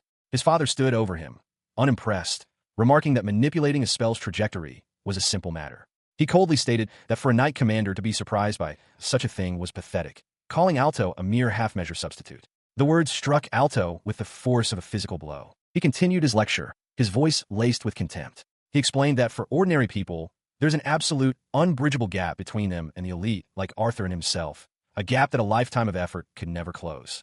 As Alto stared up in despair, his father declared that he hadn't understood this despite all his training. With a final, dismissive gesture, he unleashed a Dispel Shot to end the confrontation. The blast struck true, sending Alto reeling. From a distance, Arthur coolly observed that while it was a minor skill, its precision had improved. Nearby, Frankie Guilford, injured and defeated, apologized for his powerlessness. Charlotte cried out his name in concern, but he could only lament his failure. She tried to reassure him, insisting they would manage somehow, but he saw no way out, believing it was all over. As Frankie wallowed in despair, Charlotte refused to give up. She declared that she wouldn't lose yet, and that they would manage if they held on to hope. Lily then spoke up with unwavering conviction, stating that it didn't matter if they couldn't win. They just had to not lose. She assured them that Alto and she would definitely come to help, and that Alto would find a way. Lily's words sparked a realization in Charlotte. She understood that their role was to buy time. Acknowledging her own weakness objectively, she knew she couldn't win alone. But she also understood that by combining their strength, they could face an opponent they couldn't defeat individually. Her expression hardened with resolve. Recalling how she had lived a sheltered life, she realized Mia was far stronger. With a determined look, she drew her sword, ready to do what needed to be done. On the barren field, Alto lies defeated, his sword just out of reach. Above him, the mysterious woman with a crescent moon on her forehead stands impassively. Nearby, Lily watches with alarm, demanding to know what the woman has done to Alto. The woman calmly replies that even if she were to explain, Lily would not be able to comprehend it. She then offers a different path to understanding, suggesting that if Lily truly wishes to know, she will allow her to experience it firsthand. With a soft touch to Lily's forehead, a sharp flash of energy erupts between them. In the aftermath of that flash, Alto finds himself adrift in an endless, dark void. Curled into a protective ball, he struggles to grasp his situation, feeling as though a crucial memory has been stolen from him. Fragments of his past flash through the darkness. The stern face of his father, moments of judgment, and past failures. His thoughts spiral downward, fixating on the overwhelming presence of his father. A crushing sense of inadequacy washes over him, solidifying into a single, despairing belief. He can never win. Into this bleak emptiness, a figure suddenly materializes. It is Lily, looking around in utter confusion. Her eyes widen as she spots Alto's huddled form floating in the darkness nearby. She tries to call out to him, to wake him, but finds her voice is gone and her body is paralyzed. A wave of horror washes over her as she realizes she can only watch him suffer. She feels this is a reflection of her life, always watching as Alto moves further ahead, leaving her behind. Her heart aches with regret. She had always wanted to be strong enough to support Alto, yet she feels she has only ever been a burden, constantly needing his help. As this painful realization consumes her, a mysterious, gentle light begins to glow from her body. To her shock, she finds her voice has returned, and she wonders if this strange light has freed her from the invisible force that bound her. A surge of resolve cuts through her fear. She doesn't understand this new power or how to wield it, but none of that matters now. With all her strength, she reaches out a hand into the darkness, her voice ringing out with desperate clarity, pleading for Alto to take it. At the same time, Alto is sinking deeper into his despair, surrounded by visions of everyone he feels he has let down. He sees himself as nothing more than a burden, a hindrance to them all, their imagined voices of scorn echoing in his mind. Through the crushing weight of his self-loathing, a single voice cuts through the noise, Lily's.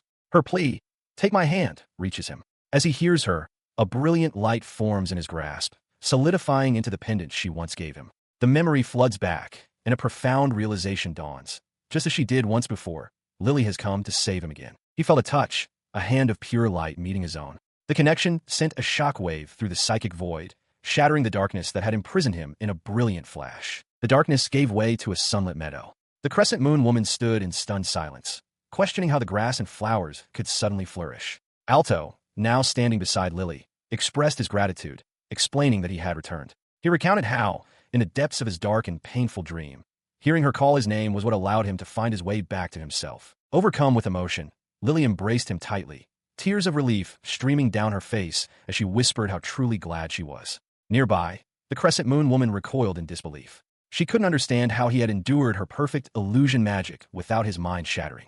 "Impossible," she shrieked. "That's simply impossible." Her disbelief turned to fury as the illusion dissolved completely, returning them all to the physical world. Alto and Lily stood within a shimmering defensive barrier. A defensive spell without an incantation. The woman demanded, "What did you do? That's not part of my magic system." Lily met her gaze, her voice steady. "Just as I cannot comprehend your magic," she stated, "it seems you cannot comprehend mine." With that declaration, she unleashed her power. A divine light, the holy sword, manifested as she activated her spell. Fire lance. A volley of fiery spears erupted from her, hurtling directly toward her foe. An illusion of Lily, impaled and lifeless, shatters before Alto's eyes. Nearby, a winded Frankie Guilford admits to Alto that they are no. He now stands resolute against his father. The Marquis questions how Alto could have broken through Camilla's illusion magic. Alto explains that he wasn't alone. Lily saved him, and because of that, he won't fail this time. His father declares that Alto's schemes end here, but Alto retorts that he will be the one to end his father's plot. The Marquis, enraged, questions if his son dares to defy him after already tarnishing the family name. His father screams, asking if Alto hates him so much for being exiled due to his lack of talent. Alto calmly states that he no longer harbors such hatred. He clarifies that he now has something he must. In response, Alto feels a surge of power. His father erupts in laughter, assuming the illusion magic has shattered Alto's mind and caused him to lose control of his own power. He mockingly calls him an incompetent raised with no skills, boasting that he won't even need to use dark magic to finish him. With that, he lunges forward to attack. The Marquis's attack stops short. He stares, trembling, at his outstretched hand, as if in disbelief. A single, overwhelming blow has shattered his defenses and brought him to his knees. Alto stands over him, watching his father's collapse. As he falls, Lily rushes to Alto's side, exclaiming that he did it and praising his strength. Their reunion is interrupted by the arrival of Prince Richard and his knights. The prince calmly explains that he was visiting a neighboring country with the king. He asks for a report, and one of his men explains the situation. The two men on the ground, Alto's father and his accomplice, were caught destroying the special royal protection barrier. The knight confirms they were subdued for this dangerous act while the knights were carrying out their mission to protect the princess. Another guard confirms the magic circle has vanished. Taking in the scene, Prince Richard orders magic-suppressing collars to be placed on the two prisoners before they are taken away. As guards restrain him, the disgraced Marquis attempts to address the prince by his name, but Prince Richard cuts him off with a furious command. He orders the man not to speak his name, calling him a He then turns his attention to Alto and Lily. The prince formally commends them for successfully thwarting the conspiracy of traitors against the nation. He states that he will report their actions to the king himself and instructs them to return to Princess Charlotte's side. His face bruised from the recent confrontation, the prince curtly acknowledged. Sometime later, in a well-appointed room, a princess with long dark hair explained her concern. A barrier had suddenly activated, cutting off all outside information, but she was relieved to see everyone was safe. She then mentioned that Lily had dispelled an illusion and caused nearby plants to bloom, noting that she had one idea about what that could mean. The princess elaborated, stating her belief that Lily's ability was the same as that of the legendary saint. According to royal texts, she then suggested that Lily's power might have even bolstered Alto when he defeated his father. Alto recalled a surge of strength at that very moment. Lily, however, deflected the praise, thanking Alto. Elsewhere, as Alarso fumed about having to continue fighting the prince, the princess interjected with good news. She announced that with Marquis Wellesley's arrest, Knight Commander Arthur had been released. The update brought a wave of joy and relief to Alto, Lily, and Charlotte. Charlotte, however, voiced a practical concern. She surmised that with the prince's faction weakened and his support falling, their interference would likely become more overt and extreme. Alto confidently reassured her, declaring that their group was strong enough to repel any attack, no matter how many times they tried. Taking his hand, Lily smiled and added that as long as he was with them, she felt the world was safe. The group, including the princess, Charlotte, and now Comrade Larso, shared a moment of renewed unity and determination.